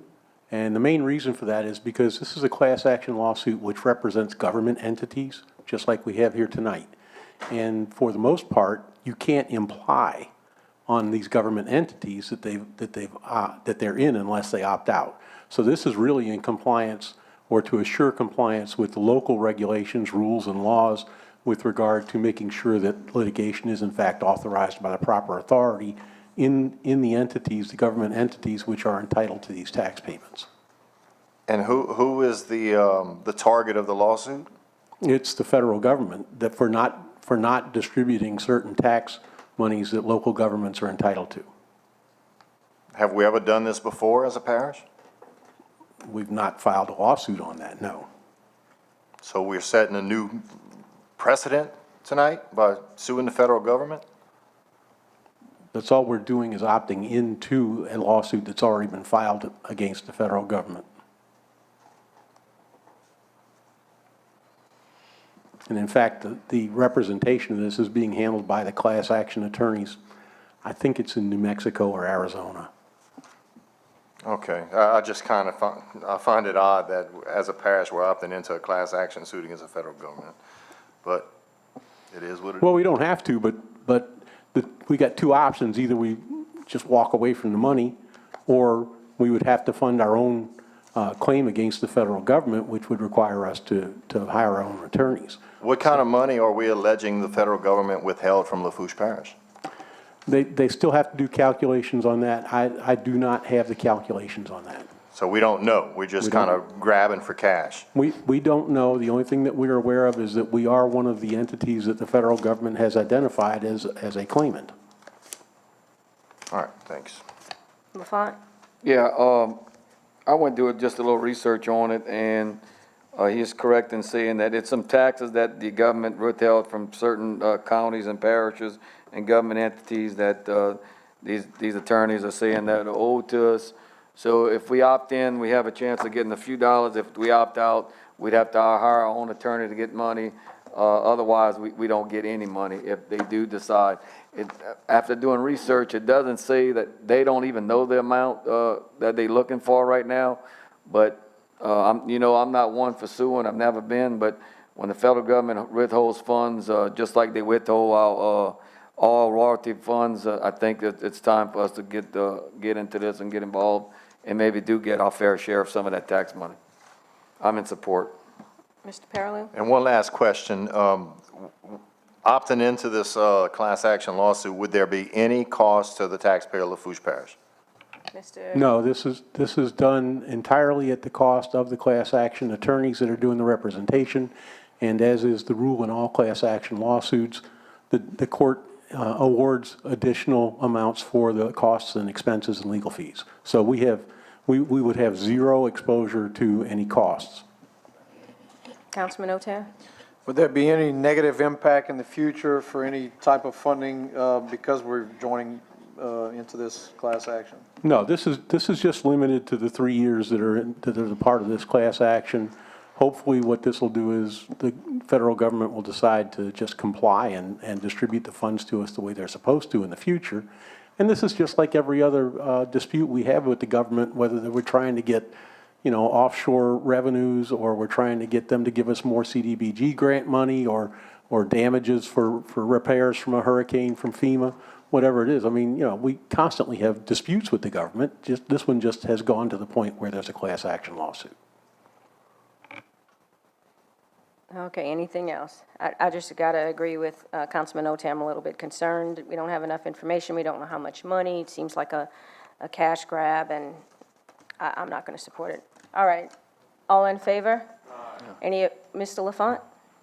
No, I was just gonna say, you do make a valid point, but, I think there's a deadline. If we're not in by September, is it 25th maybe, September 25th? I don't think we have enough time to do, any more research. I just hate to see us lose, some. That is correct. The deadline is coming up, and that's why it's in fact on this agenda item. And the calculations still need to be done, so nobody can figure out yet exactly what the amount of money is, but to the extent that it's considered a cash grab, we're trying to claw back money that we're already owed. Now, we're not trying to take somebody else's money. This is money that they were supposed to give us that they just decided not to. Just like when they don't fund the Morganza Spillway flood control projects. Mr. Lafont, you have some more? Yeah, but, and if you look at it with Council, I think what Councilman Otam's speaking about, will we have backlash from the federal government being our state, U.S. representatives and senators, seeing that we're in a lawsuit, would they maybe hold back some kind of funding in the future from us? I think that was your concern, right?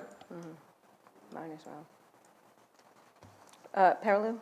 I just want to be crystal clear. What type of fundings are we alleging that they're withheld from Lafourche Parish?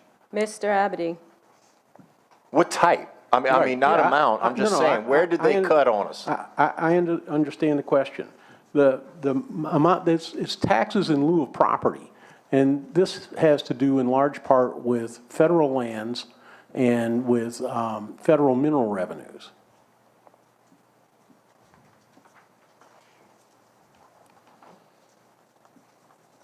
I don't know. It just doesn't sit well. No, I agree with you. It really doesn't. It's a very complex issue, and that's certainly why this has probably gone unrecognized for many years.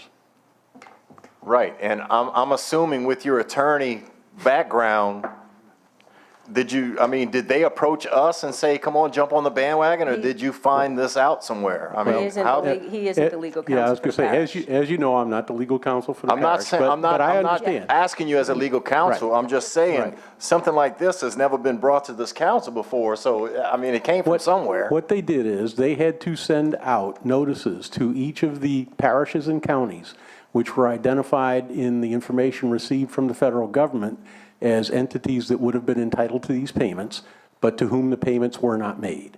So that gives you a census of the people that are eligible for these funds, that did not get their money, that are eligible for the payments. So then the way it operates is the class action attorneys then are obligated by order of the court to send out this notice to each of the parish entities. It came to the executive offices of the administration. I took a look at it.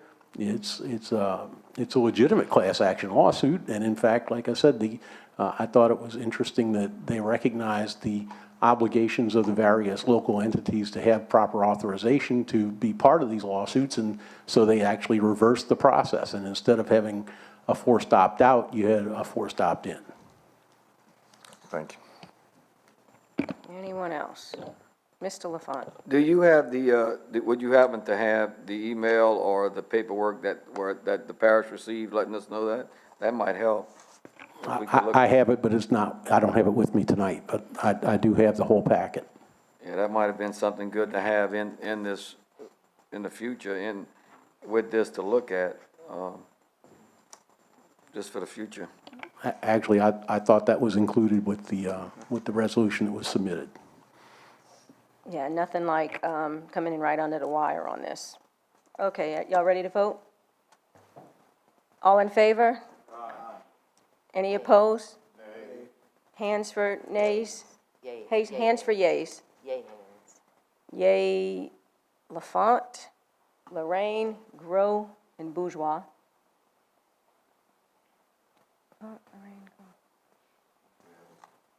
Item fails. 5-4. 4-5, I mean.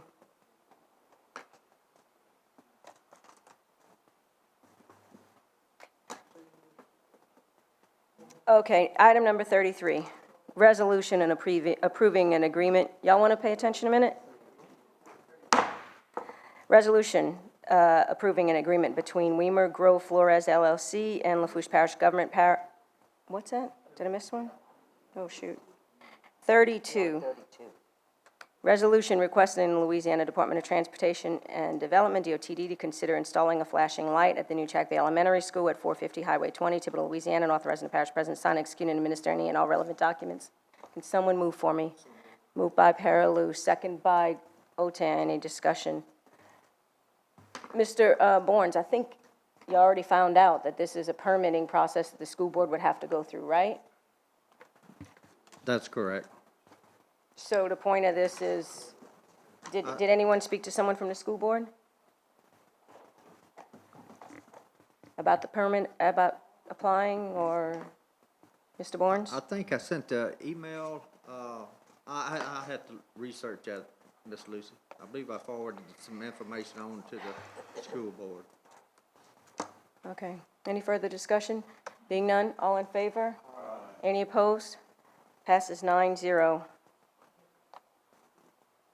Now 33, resolution approving an agreement between Weimer Grove Flores LLC and Lafourche Parish Government Parish for architect design services for the Bayou Blue and Choctaw Levee re-roofing and minor renovations project, and authorizing the parish president to sign, execute, and administer said agreement and any and all relevant documents. Moved by Lorraine, second by LaFawn. Any discussion, Bourgeois? Did you say Choctaw Levee? Choctaw, did I say levee or library? Yes, ma'am. Did I say, well, if I said levy, I meant library. I have levy on the mind, as always. Mr. Lorraine? Yes, I'm totally confused. When all this came up, there was supposed to be 3 libraries, Raceland, Choctaw, and Bayou Blue. I don't even see Raceland in here. And there was supposed to be, the planners was supposed to have all 3 of these projects. But some kind of way it went to the administration and things would change, which the president has the right to select who he wants. I don't even see Raceland on this, and that's one that's really needed to enlarge and put computers. All of a sudden, we got Weimer gonna get it now. It was supposed to be all for the planners, then it went 1 for the planners, it went 1 for Weimer, and it went 1 for Holloway. Or something. Now, all of a sudden, we got 2, 1 left out, and 2's for Weimer. So, you talk about confused. But luckily, we have someone from the library here I just don't understand. to clear us up. Maybe she can explain it. I'm not And if chewing she you out can, or I'm sure whatever. the I administration has a lot. just get, things get shifted around so much around here that you don't know who to believe or what to do half the time. Laura Sanders, 212 Belmead Boulevard, Thibodaux. The Raceland branch was passed 2 weeks ago.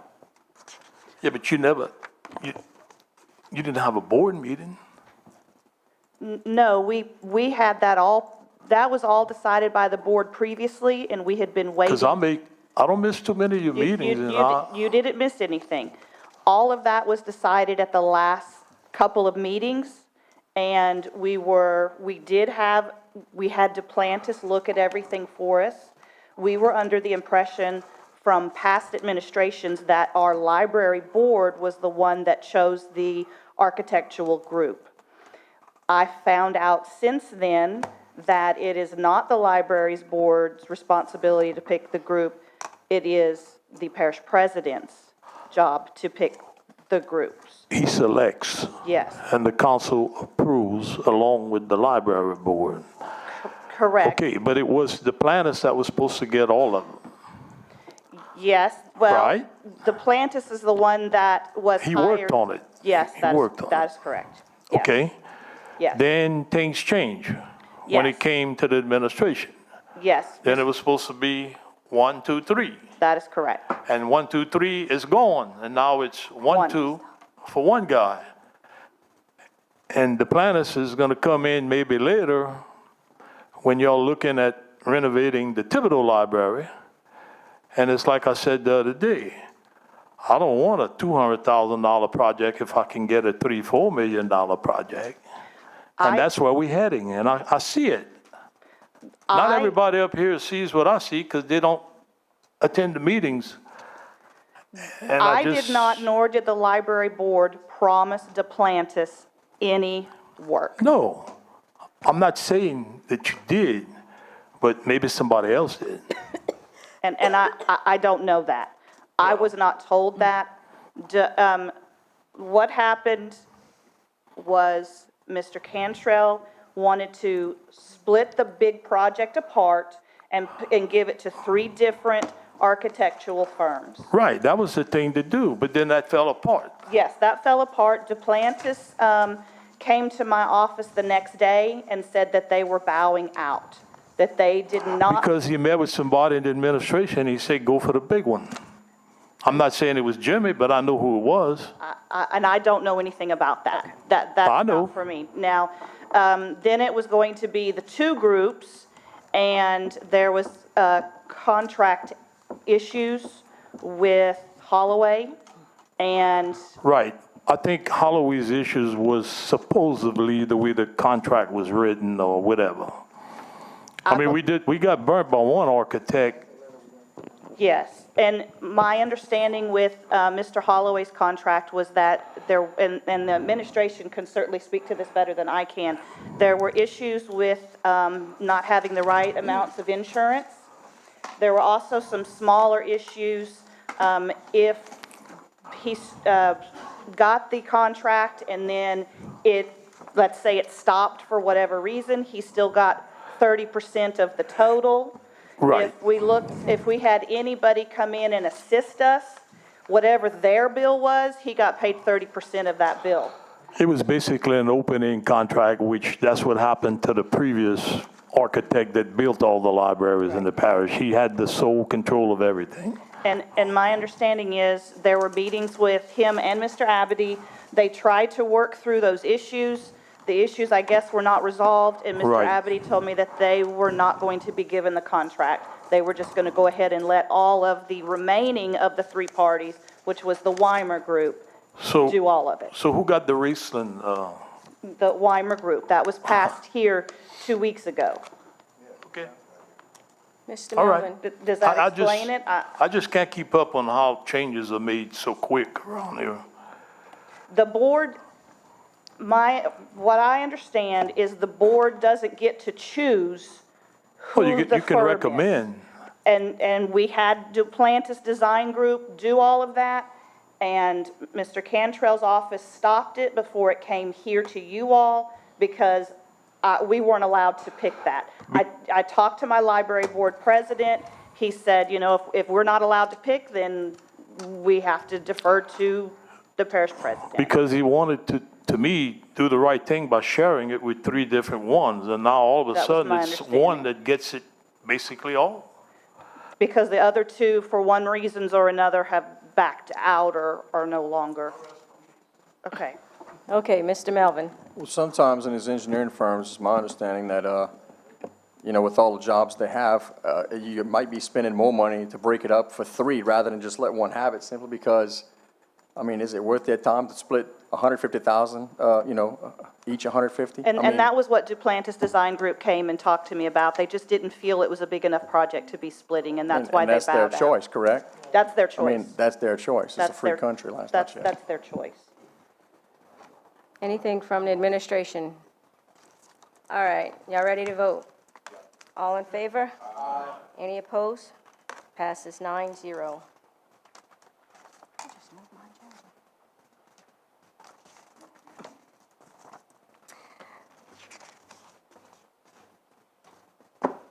Okay, K, Parish President, Department Heads, Directors, and Manager reports, presentations, and/or updates.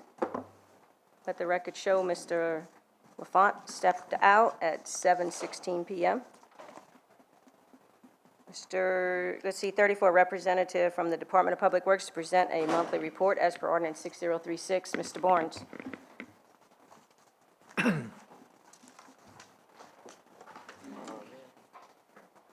This here is the, sweeping out the canal from Talbot to the Layton Bridge. It's going to the Layton Pump Station. This is canal number 5 from Gulf Lane, south side of Highway 3185. Hold on just a minute. I can't see for the glare on the deal. 3185 digging out the canal before and after. You can see how overgrown it was on your left and how clear it is on the right. This is canal number 5, still Gulf Lane north side of 3185 before and after.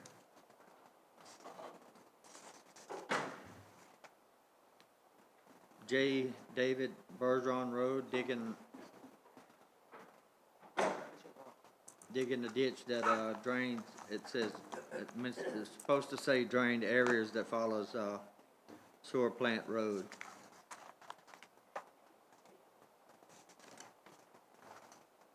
Another one on J. David Bergeron Road, digging the ditch that follows the sewer plant road into the Parish line ditch. Bentley Drive, sweeping the ditches. Waverly Road, Waverly Ditch, cutting the grass and the trees in the ditch.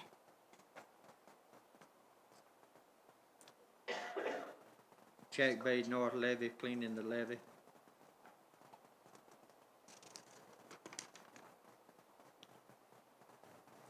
The Lafourche boat launch, spreading the dirt along the bayou.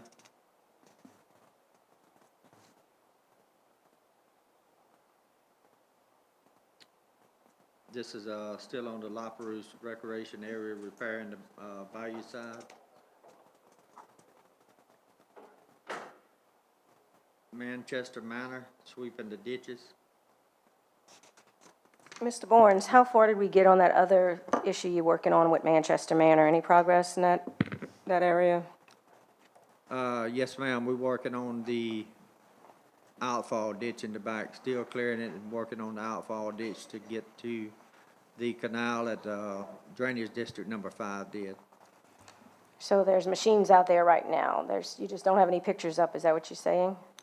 I don't know. They might have moved the machines off of there due to the weather, but it's still in progress. Okay.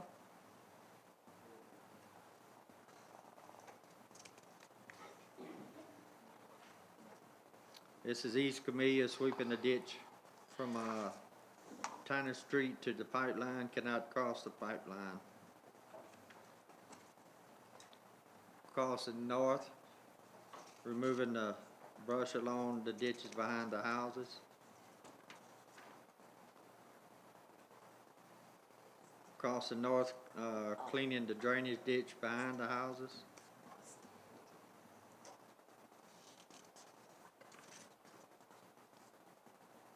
St. Charles Bypass Road, digging the ditches before and after.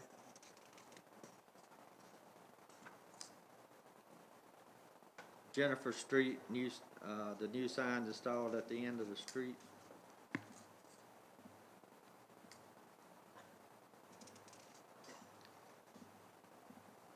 Mulberry Lane, cleaning the ditches.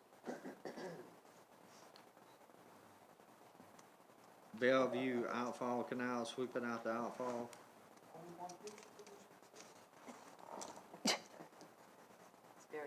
Edgar Lane, more in the outfall canal. Valerie Street, repairing the road base failure. Scott Terrebonne property, digging the outfall canal.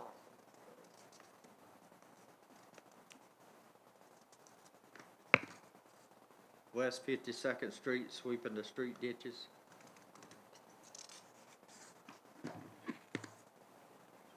Old LA1 and Leeville, cutting the grass. West 145th Street, patching some potholes. And that's it. Any questions for Mr. Borns? By the way, let the record show that Councilman Grove stepped out at 7:17 PM.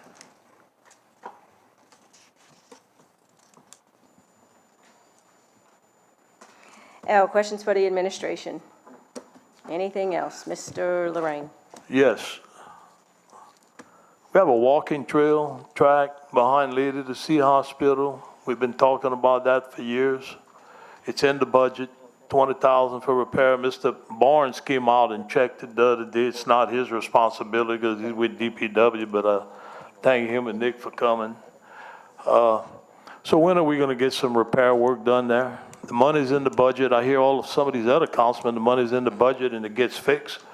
So what's going to happen, somebody's going to end up getting hurt, and it's a Recreation District 3 that did this through parish-wide funds, and we got a cooperative endeavor. All right. So where are we, James, you know, or we got to check with Terry Araby, or what we got to do?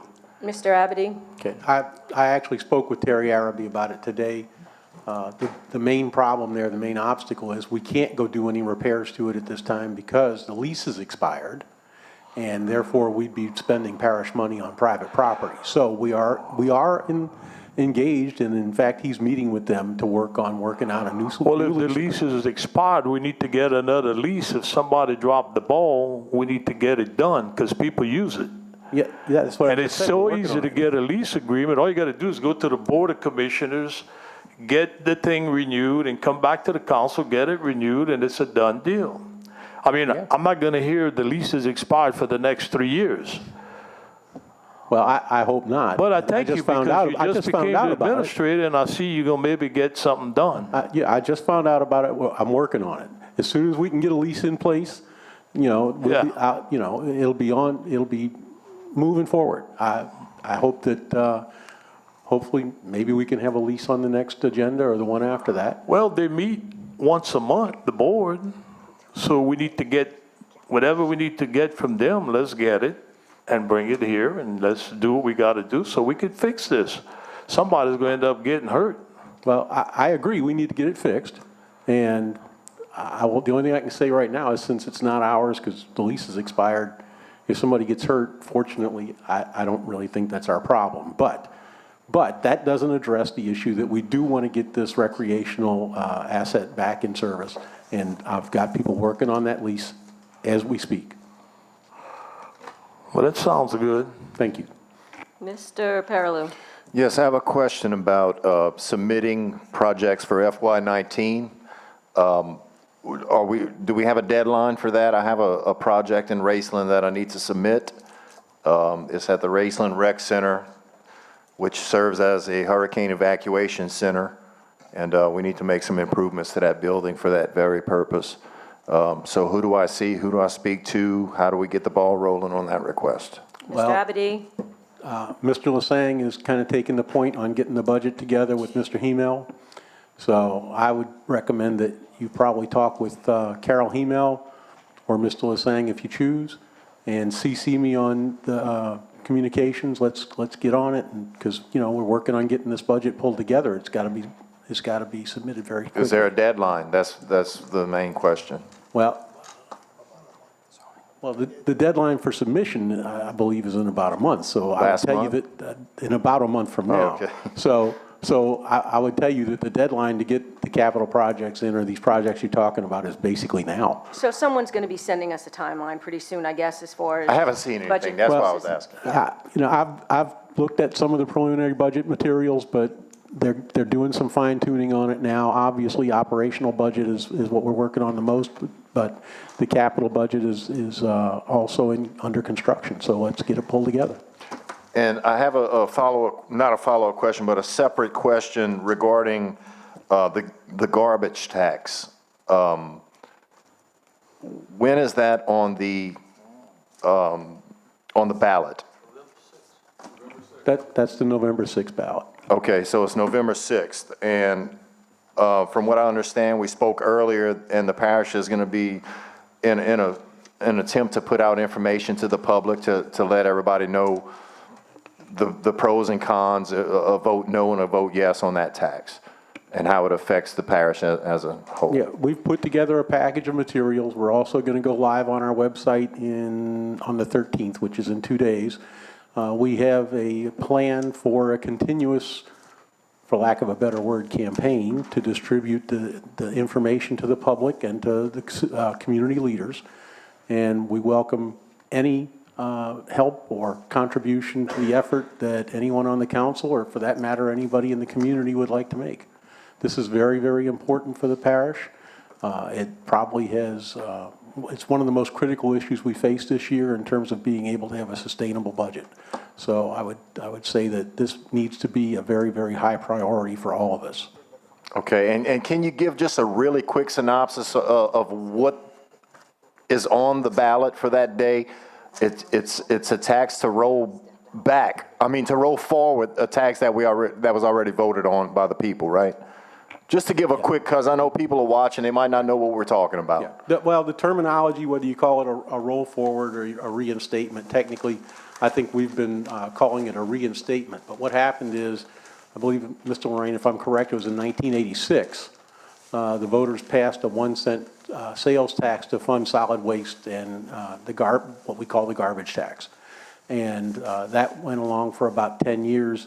And at that point, the fund that had been collected on that tax was determined to have enough reserve funds in it so that it would probably cover about another 10 to 20 years without, and it enabled the council at that time to roll back 3/10 of the 1 cent. So 3/10 of a penny was rolled back because the funds that were in reserve were adequate to cover that for some time.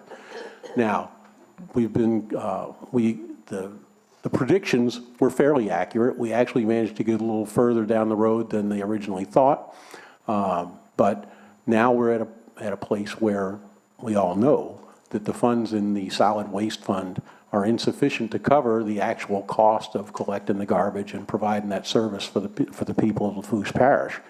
Over the past couple of years, the council has found money, and the administration together have found money in other funds. They've taken money out of the BP fund and other places in order to cover the deficit, because we're running a deficit in that fund every year now. But of course, we all know that the additional funds now are exhausted. So we're in a place where we have to find a new source of money to cover the deficit in the garbage collection fund. The proposal at this point now, since the rollback of the tax occurred, the 3/10 of a cent was rolled back so that we only collected 7/10 of a penny in that particular dedicated sales tax. The public has saved, in other words, they've kept in their pockets approximately $66 million. So that's $66 million of revenue that we did not collect because we were able to fund it, fortunately, for a little less. And rather than take that money and put it somewhere, we allowed it to stay in the economy, stay in people's pockets so they could use it for their own bills and what they needed to buy for their families. But now we don't have that option anymore, and we're asking the public to please authorize the reinstatement of that 3/10 of a cent, which was already voted on. It was already an approved tax. We are asking them to consider reauthorizing the collection of that 3/10 of a penny so that we'll have enough money to continue to keep the garbage collection and solid waste disposal process and system that we have in place, because we believe that most people are very satisfied with the service that they get now. And so 3/10 is what, about 3 cents on how much? That would be about 3 cents on $10. On $10, right. Okay. 3 cents on $10. So hopefully nobody will find that to be a deal breaker. All right, thank you for that explanation. I appreciate it. Thank you. Mr. Melvin? Yes, I'd suggest next time if we could watch Mr. Bourne's presentation and then have questions, because I don't want to be redundant and ask questions that are about to appear in a PowerPoint video. So thank you, Mr. Bourne. I appreciate it, and I'll just get with you after about a few questions. Thank you. Mr. Jones? Yeah, Ms. Bourne, can I get an update on the Abbey Ditch project? Mr. Barnes? As far as I know, it's still in the budget, still under the capital outlay. Yeah, but did we assign it to Leonard Chauvin? The Abbey Few. Road or Abbey Drainage? That Abbey, that ditch on the side of Miss LaFont? No, sir, it's not assigned to nobody.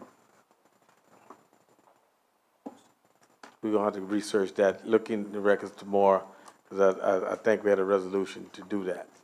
Okay. So, but if not, let's get a resolution and get that did, because it's the work, we spent $1 million on Abbey Road, and all the slush is going into the ditch through the culvert. So the culverts are getting blocked up, so let's get it, the last section completed. I'll research it tomorrow. All right, thank you. Let the record show Councilman Melvin stepped out at 7:32 PM. I guess, would Mr. Mr. Lorraine, go ahead. Yeah, I think, Mr. Abbott, you explained it pretty well, but you left out the city of Lockport and Golden Meadow. They're included, so that's very important, because if these people, if this doesn't pass, they're going, if we got to go another route, they may not be able to come with us. So it's very important that they consider hopefully supporting this. Yeah, Mr. I would Abbott? agree with that. The citizens of Lockport and Golden Meadow are included under the current parish solid waste collection system. However, if this is not approved, then, and we have to create a new district and look for alternative funding, it's possible that the cities of Lockport and Golden Meadow would be on their own, and obviously they would not enjoy the economy of scale by being included in our process. So I would say that for the citizens of those two incorporated cities, this is of particular interest. The only thing I will add is, which, back to Mr. Perilou said, we usually get a budget timeline. And when we ever had, can you check? I think we've usually gotten it by now. Secondly, we were given a trifold of, let the record show, Mr. Melvin stepped back in at 7:33. We were given a trifold on the solid waste tax. And I asked that there be a phone number included to the parish president's office. We have to be cognizant that everyone can't be directed to the website and tell them to go online and find something. We have a lot of residents that don't deal with websites. So I also would ask, I know you all have already started giving out that trifold to, you met with a few people, whether it be Chambers or whoever, if you could give that to the media as well, because as soon as y'all are ready, if that's in fact what you're trying to get the word out, they're our biggest help on that. Stormwater drainage study manual, Mr. Cantrell, have you done anything with that? Are you still considering it? I really didn't have time to look at it too much. I've been looking at different things and going to different, but I have a report that Ms. Stacy wants to give to the council. Could we Okay, just a minute. Let me finish with my questions, if you don't mind, and then we'll get her up here. Okay. The only other thing, healthcare. What's going on with healthcare? We're now sitting in September. I'm not wanting to get down to the wire on that. Any news on healthcare? I'm assuming you mean the health care plan for the employees. Mm-hmm. Okay. I don't know if there's Actually, another. we had a meeting this morning with the representatives from Gallagher, and we are moving forward on getting the program in place for the budget for next year. So at this point, it's too early for them to be able to give us solid quotes. So they gave us some preliminary numbers today. There's going to be an increase in premiums. That's expected. But we do, and we anticipate staying with a program that is virtually identical to what we have this year. The employees like it. Obviously, the council seems to be satisfied with that program. And so there's no expectation of looking at other options other than trying to continue on the Blue Cross PPO that we currently are in some form that we can get from Blue Cross at a rate level that's affordable for employees and under our budget constraints. Not make any changes. That'll be great. Now, who did you say wanted to make a presentation, Mr. Cantrell? Miss Stacy Savoy. She's here from Community Action. She wants to talk to them.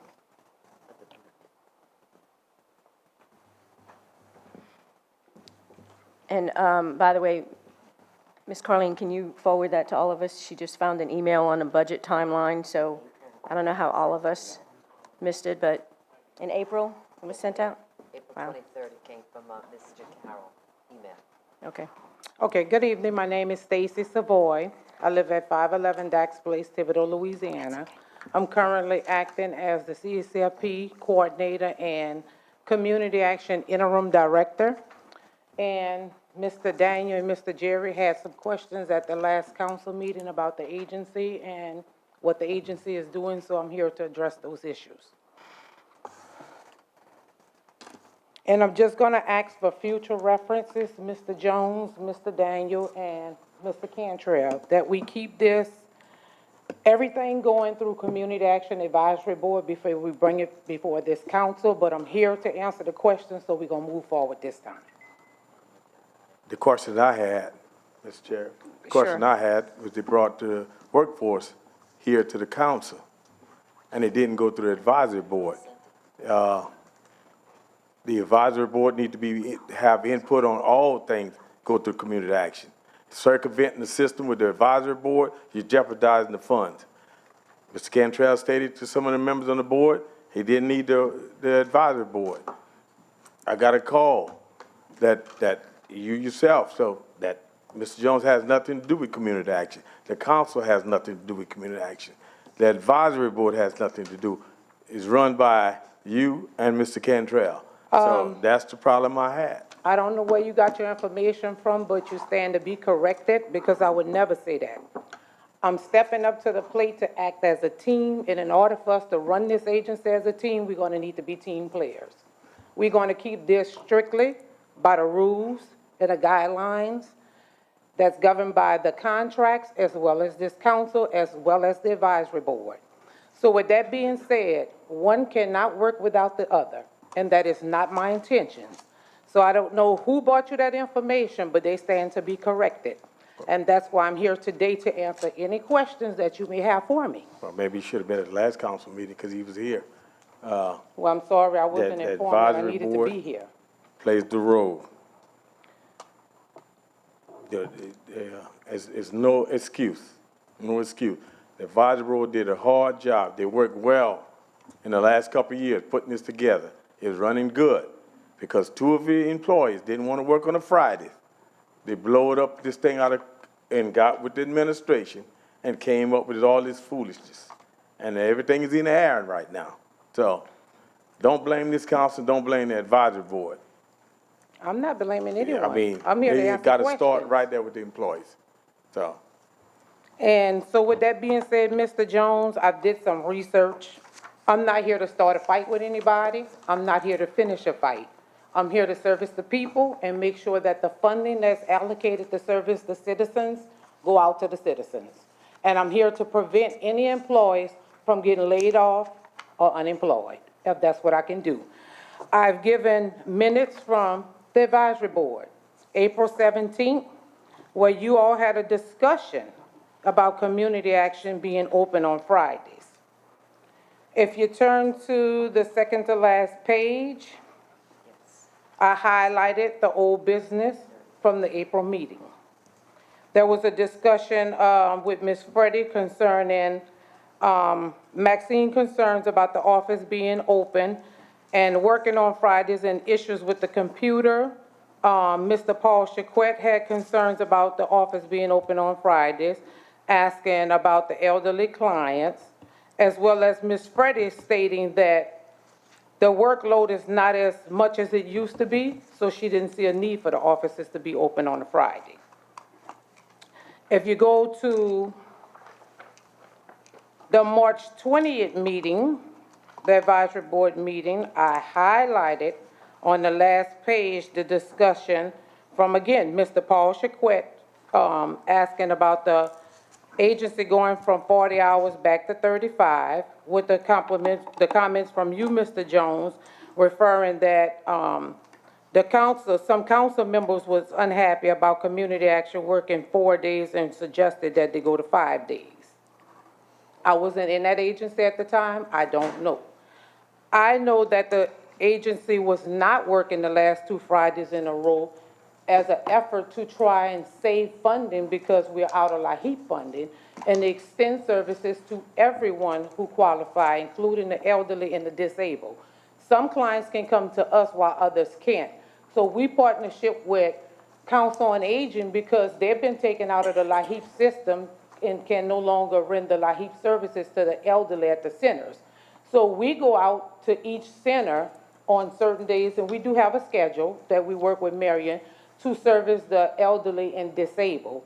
And we do Thibodeau, Chack Bay, Graceland, Lockport, Galliano, and La Rose. So in order to keep the funding allocated to everybody, we do services in the office on Tuesdays and Thursdays with just LAHEAP.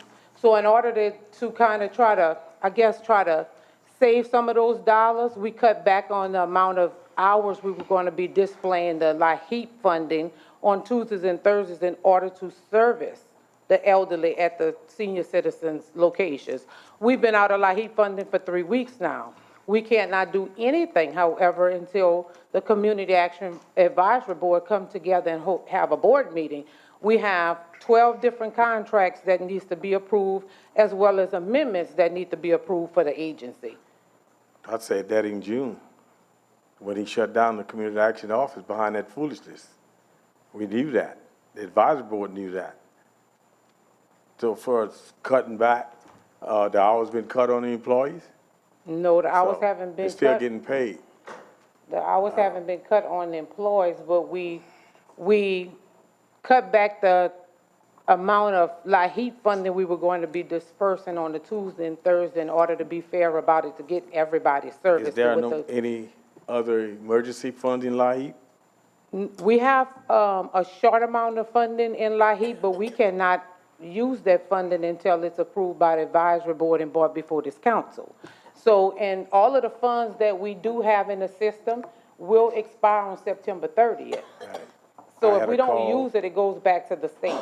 I had a call just today. Somebody went into the Thibodeau office and it was treated badly at the Thibodeau office for LAHEAP. Told them it was out. The lady went and she called Louisiana Housing. And the lady from the state told her they had an emergency fund that could have been used to pay her utility bill, and she had a disconnect notice. Things like that. This council don't know about, but I get the call. Mr. Lorraine probably get the calls on the other end too, because District 1 and District 9 is the two biggest districts that uses community action. Well, Mr. Jones and Mr. Daniel and any other council member that may get calls, I'm acting interim director. I would really appreciate it if you direct the calls to me or get me involved in the calls so I can find out what is going on and what we can do to make sure the clients get the services they need. I can't do anything about somebody making a complaint to you if I'm unaware of it. And we don't have any funds that we could use out of the LAHEAP system at this time. The small amount of allocation we have, and I do have Ms. Erica Adams here today, that could probably give y'all the totals of what we have, and it's a very small amount. We can't use it until the advisory board approves it, because what the LAHEAP agency has done was taken money from all of the agencies that received the money, unused funding, and they reallocated it amongst all of the agencies that received the grant. So it's a very small amount of money, but again, we cannot touch it unless it's approved by the advisory board and then brought before this council. How many times I've preached that in the last few months? How many times? Every meeting. Well, I've reached out, I've tried to call everybody that I have contact numbers for that's on the advisory board, introduce myself, and kind of, explain what my mission here is. And one of them, Mr. Jones, is to get everybody to start working as a team and acting like a team. Because if we make decisions without all parties being involved and having a fair input, it serves no purpose, because we defeat the purpose of getting the services to the individuals in the community. I mean, fighting is getting us nowhere. And let me clarify that. It's not this council. It's not the advisory board that's bickering and fighting. It's your employees with personal issues that bring it to work and causes problems. Well, I was an interim director at the Well- time, but just give me a fair shot at this and let me do what it is that I have to do. Certainly, some changes have to be made. People don't adjust to change very well. That's the reason why I'm here tonight. But trust that everything I do is in the best interest, not of myself, not of this council, but of the people in the community that we service. So, just bear with me. Come talk to me, come put some suggestions in. We're gonna work together as a team. We're not gonna fight. We're not gonna blame anything on administration, anything on the board, anything on the council. We letting the past stay in the past and we're moving forward. Let's move forward in a positive direction. The advisory board, number one, with the council, approved those minutes, and they requested to be working on a Friday. And the last couple weeks, didn't need the advisory board, y'all run it. So the Friday was cut out. But in the past, had paperwork left on a Thursday, people calling on a Friday, looking for their service, the energy cutting them off. And come back Monday, the paperwork is still on the desk. And since they've been working on Fridays, the paperwork was cleared. The board asked to do outreach work, bring community action to the community, and did it a couple of times, and what they did, you know what they did, come back and say they were told to work and charge time. So how you want the advisory board to really accept the changes that the administration and community action is making? I'm not sure what happened then, because like I said, I wasn't really involved, Mr. Jones. I could only speak for what I'm doing now. We've revamped a lot of things that we've been doing in community action, and one is if the agency goes out for outreach, we have an outreach form that is filled out. We have another form where wherever we go, who's ever in charge of that event or whoever allows us to come out and do outreach will sign a form stating how many flyers we left with that agency and the date and the time that we were out there.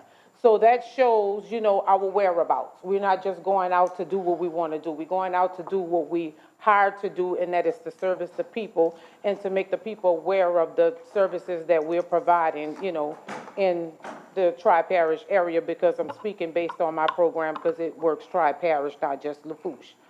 And I agree. I can't go back to the past. I don't want to go back to the past, but I just want us to move forward in a positive direction. I presented a report in the back of that showing the number of clients that comes into the office on a Friday from 2017, and that was information that they were tallying up when Miss Freddie was there, up into current, which is, up into last Friday. We don't see a whole lot of clients come into the office on Fridays. If clients come into the office on Fridays, they're not coming into the office to be serviced with LAHEAP funding. They're coming for CSBG funding. However, we cannot, that's not a funding line item that we make immediate payments to. It's a process. They take the outreach coordinator has to take the applications.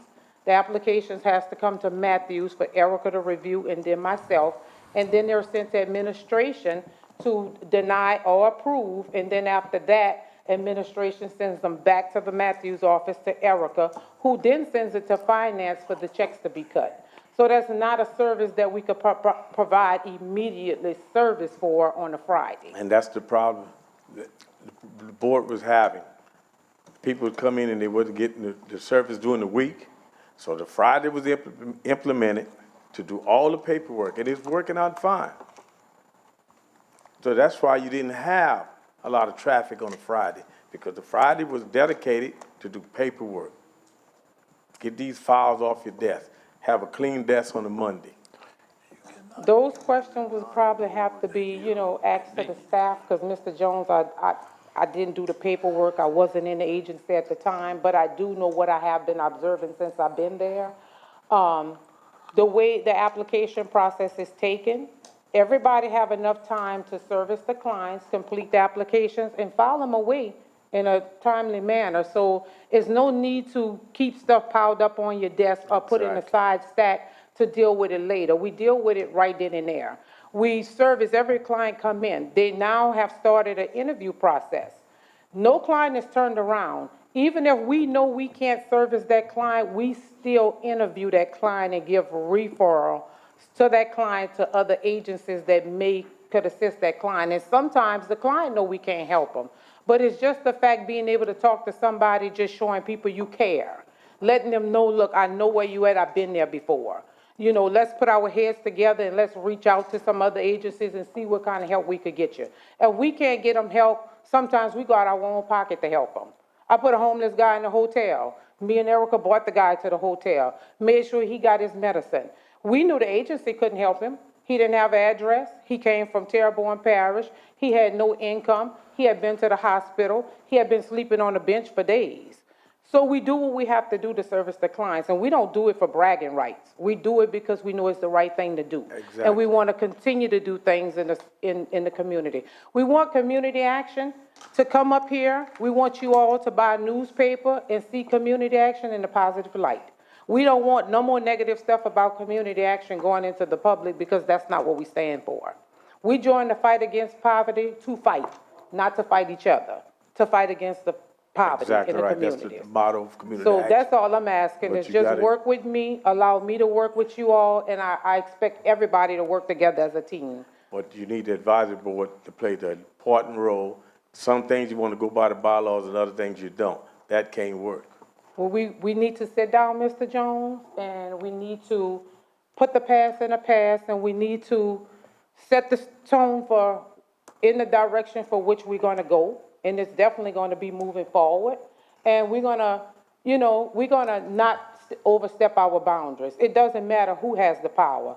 If we run community action 100% and we run it with the rules and the regulations that's in the guidelines of the contracts, there's no need for administration or this council to come into community action to gain control or take control, because there'll be no need for that. Everything will be running smoothly.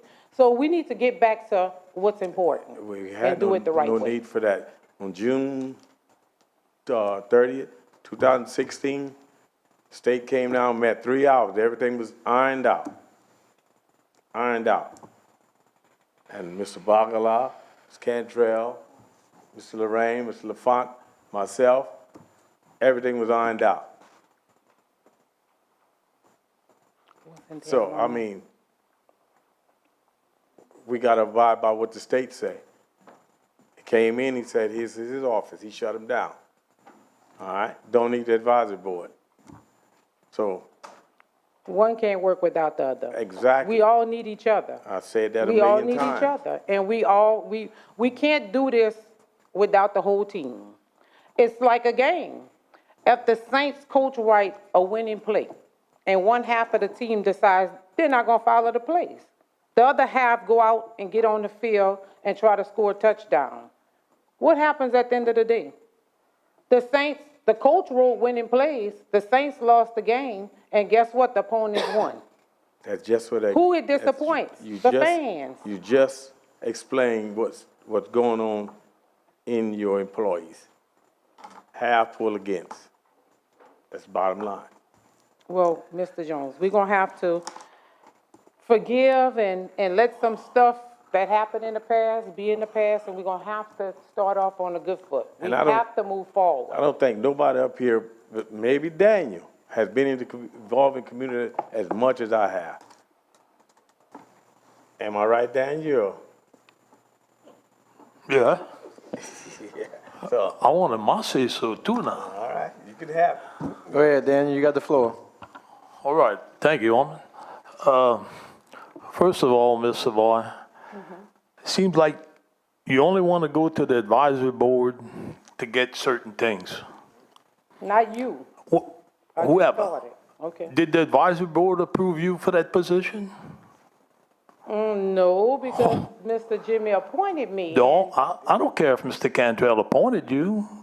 The advisory board should have okayed it also. It seems like you want to go to the advisory board when you need their help. You keep saying, let's put it all together and amend the fences. You never had an advisory board meeting. They think the advisory board is not important. I say it is. You know what's going to happen?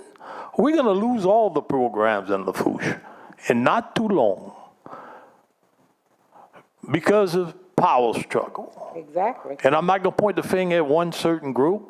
I'm going to point it at everybody. Fridays, they were open to get all the paperwork ready. I've been there. I visited her. And one time I signed the thing that I attended. I just went talk to her. It's to get everything ready. If you're not open, you can't. If you're not open, you're not going to get anything done. I don't like the 40 hours that the parish works 4 days a week. I think it's ridiculous. It should be 5 days a week. That's my opinion. Mm-hmm. But I can't make that call. There's only one that can make that call. It was supposed to be made, but it never got made. Exactly, so we have to do things right and in But order. it seems like you want the advisory board only when it's to benefit you. Not me. Well, I plan to work with everybody as a team. I understand. You keep saying as a team, but now you close on Fridays. That's no team. Yes, it is a team, Mr. Daniel. You should Not have in came my to the book. office to find out why we were closed on a Friday. It was working well before. It's still working well now. I don't think so. I was in that office, in that hallway today, and some lady come for some help for her light bill. Said, we ain't got no money. Just turned her around, left. Who would have turned around? Because everybody come in that door, Mr. Daniel, we interview them. So nobody's being turned around. The lady now. that was at the receptionist. That's at Okay. the point of service. And let me tell you, that lady was very upset. I don't know who she was, but I didn't want to talk to her after they told her there was no funds. I went through the extremes of putting community action sign-in sheet at the front. I understand, but you got this position, and you never even got it, a vote from the advisory board. Everybody thinks the advisory board, we don't need them, and now you're saying we need them for certain things. You need the advisory board. We need all of the boards for everything. We need And this council. why should they meet if somebody can call the shots without the advisory board? Mr. Daniel, I'm not here to start an argument. I'm not here to finish an argument. I'm just here to do the right thing at the right time. Now, what everybody decide to do at the end of the day, it probably won't affect you, but it's going to affect the citizens in these communities. I understand It's not our that. decision. If we here to do the right thing, we work for the people, not for each other. Well, I can tell you this. It's hard to get a quorum for the advisory board, even when there's no problems. It's very hard, because I attend some of those meetings. And now that this one wants to say he's going to do this, they put you there, they didn't even vote on it, the council didn't approve it, Jimmy just did it. Well, you think them guys are going to go to a meeting when they're not included? It's not going to happen. Well, you're just telling the public that you're failing them. You're I'm not just failing telling me, you, you're failing the public, and I you're was failing the against them community. closing on Fridays. I'm sorry. Because you would get everything ready for Monday. Now not many people go, but what if somebody needs to go to get some assistance? They If they can't. come to you, you can reach me. You know, if you close, you can't service anybody. Our goal is to service everybody. We're doing the Yeah, best but if we that, you can only with service what we them if you can. open. Well, what we can. But if you close, you can't service them. Crew, Mr. Daniel, if people was out sick, they had no other choice but to close the office because they were working with a skeleton crew. We have a person here for a short period of time that's trying to float around to make sure no offices is closed during the work week, to make sure that the people in the communities are receiving the service. Doing the best I can with what I can, because I don't have a whole to do what I need to do. But you need the advisory board. Am I right or I wrong? need all of the boards. I said that when I got up here. We need everybody to participate. It's going to be hard to get that. It's going to be hard to get that advisory board to go to a meeting. I can tell you that right now. Hey. One question. Stacy. Yes, ma'am. Thank you for coming. You're welcome. And I appreciate you coming and what you're trying to do, but the bottom line is you have a supervisor, right? And Yes, who- ma'am. And who is that supervisor? That approves everything that you've been trying to explain to us here, and that's Mr. Cantrell, is that correct? Yes, ma'am. So to have you try to defend any of this Friday or money or LAHEAP or whatever it needs to be directed to Mr. Cantrell. I appreciate what you're up here, and I respect your passion for serving the community, but it lies with the administration. Yes. And, Mr. Cantrell, have you done anything to reach out to the advisory board? Mr. Cantrell? Mr. Cantrell, you, no? Because this all came from a shutdown, Ms. so. Posito, I've reached out many times. I sent letters, and by the way, I did reach out for them to approve her, and they refused to do it. I sent a letter to them. I've been sending letters to meet. It's up to y'all. Listen, if they don't want to meet, But they can't approve her through a letter. I mean, they'd have to, a board meeting would have to happen, right? I asked them to have a meeting so they could approve her. In other words, was my plans to get it back on operations immediately. And she has done a terrific job, no matter what. Her decisions, I'll let her run it, and then I'll go over everything with her, and most of the time I agree with her, and when I don't, I tell her I don't. But the bottom line is you're her supervisor, so I appreciate that she's standing here and defending this, but it still rests in your lap. Mr. Jones? Yeah, so the letter you sent was that you will appoint her. And you had a deadline, 3 o'clock, the advisory board had to meet. So, another question, Ms. Stacy. CACFP program, who running that right now? I'm running it, Mr. Jones. CACFP required that 100% of your time be in that program, right? Not 100% of my time. How Just much? 100% of my salary is coming from CSLP. I don't have to change anything, and it's been approved through Ms. Linda Lambert, because it's not a permanent position. I'm in an acting position. So as long as my salary that I'm allocated from CSLP comes out of CSLP, and I maintain CSLP, anything else I do outside of CSLP, it's none of Ms. Linda and them concern unless it would be, come permanent. Then we would have to adjust the CSLP contract. I would indeed have to hire somebody to come on the CSLP program, either as a monitor or either as the coordinator, but I would still stay on that program a percentage, because, it's impossible to do them both forever. Now, CACFP, that's required to be working on Fridays, right? Not every Friday, it just depends, but I do work Fridays. Okay. I do work Fridays, and it just depends on how many hours I need to total up my 40 on that Friday. Thank you. Anyone else? Again, I want to thank you for coming. I know you're putting in the middle of this, and I really don't think you should have been, but I appreciate your willingness to do this. Mr. Perilou? I want to thank you for coming again. I feel like you're in the crosshairs right now, but. I am. And I think everyone understands the dynamic of what happened and what's going on. So hang in there. It sounds like you're articulate. Yeah. Sounds like you're going to get this thing in the right direction. So thank you. Right, yes, and unfortunately, time is not of essence on our side. We got, like Erica, is 100% LAHEAP. We've been out of LAHEAP funding for 3 weeks now. If those contracts are not approved in a timely manner, there's no guarantee that the state will accept late contracts. And So the we council taking a risk. there's nothing we can do taking to a force risk. that board to meet. They went sideways with Mr. Cantrell, and now they get given a deadline of that afternoon, or whatever it may be. If I could move this along, I would, and yeah, I know you understand that the council cannot order an advisory board to meet.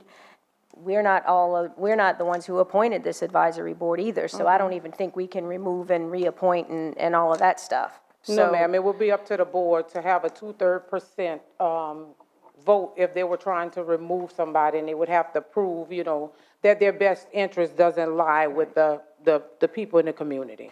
I would just wish that Mr. Cantrell would reach out and reach out and reach out and reach out again to this board. And because we all know what happened and what caused it, but I think that, you're the only one that has a chance of, as parish president, of turning this around. And it may take more than one letter or two. We're on number 5 right now, letters. And I have one other card to play, and I'm gonna do that tomorrow. It won't be a beautiful thing to do, but Oh, geez. I don't even want to hear that. It won't be a beautiful thing to do. I hope it's not more fuel for the fire. No, we need to put the fire out. Yeah. Because nobody's suffering but the people and the staff. We really need to put the fire out, and we need to move forward in a positive direction. I We didn't- all, y'all public officials, I took oath to join the fight against poverty because I was raised in poverty. So I know what it is to go undone. I know what it is to live in a single-parent household. So I'm from Graceland, Lockport. This is my community. This is where I was raised. I live in Thibodeau. I have family down the bayou. So if anything I could do, if there's any fight in me, I'm gonna fight to keep these programs running and to keep the people serviced. Because when they can't help themselves, it's our job to help them. I appreciate that. I can appreciate that, and I just ask the administration to tread carefully, respectfully, lightly. If y'all have no other Thank you, questions for Stacy. me. Thanks Thank again. y'all. Thanks for You have a your, good night. ladies that came out tonight. Okay. Anything else? Got a move by Paraluz, second by Bourgeois. Any discussion being none, all in favor? Any opposed? Passes 7-0-2. With, at 8:07 PM. Jesus.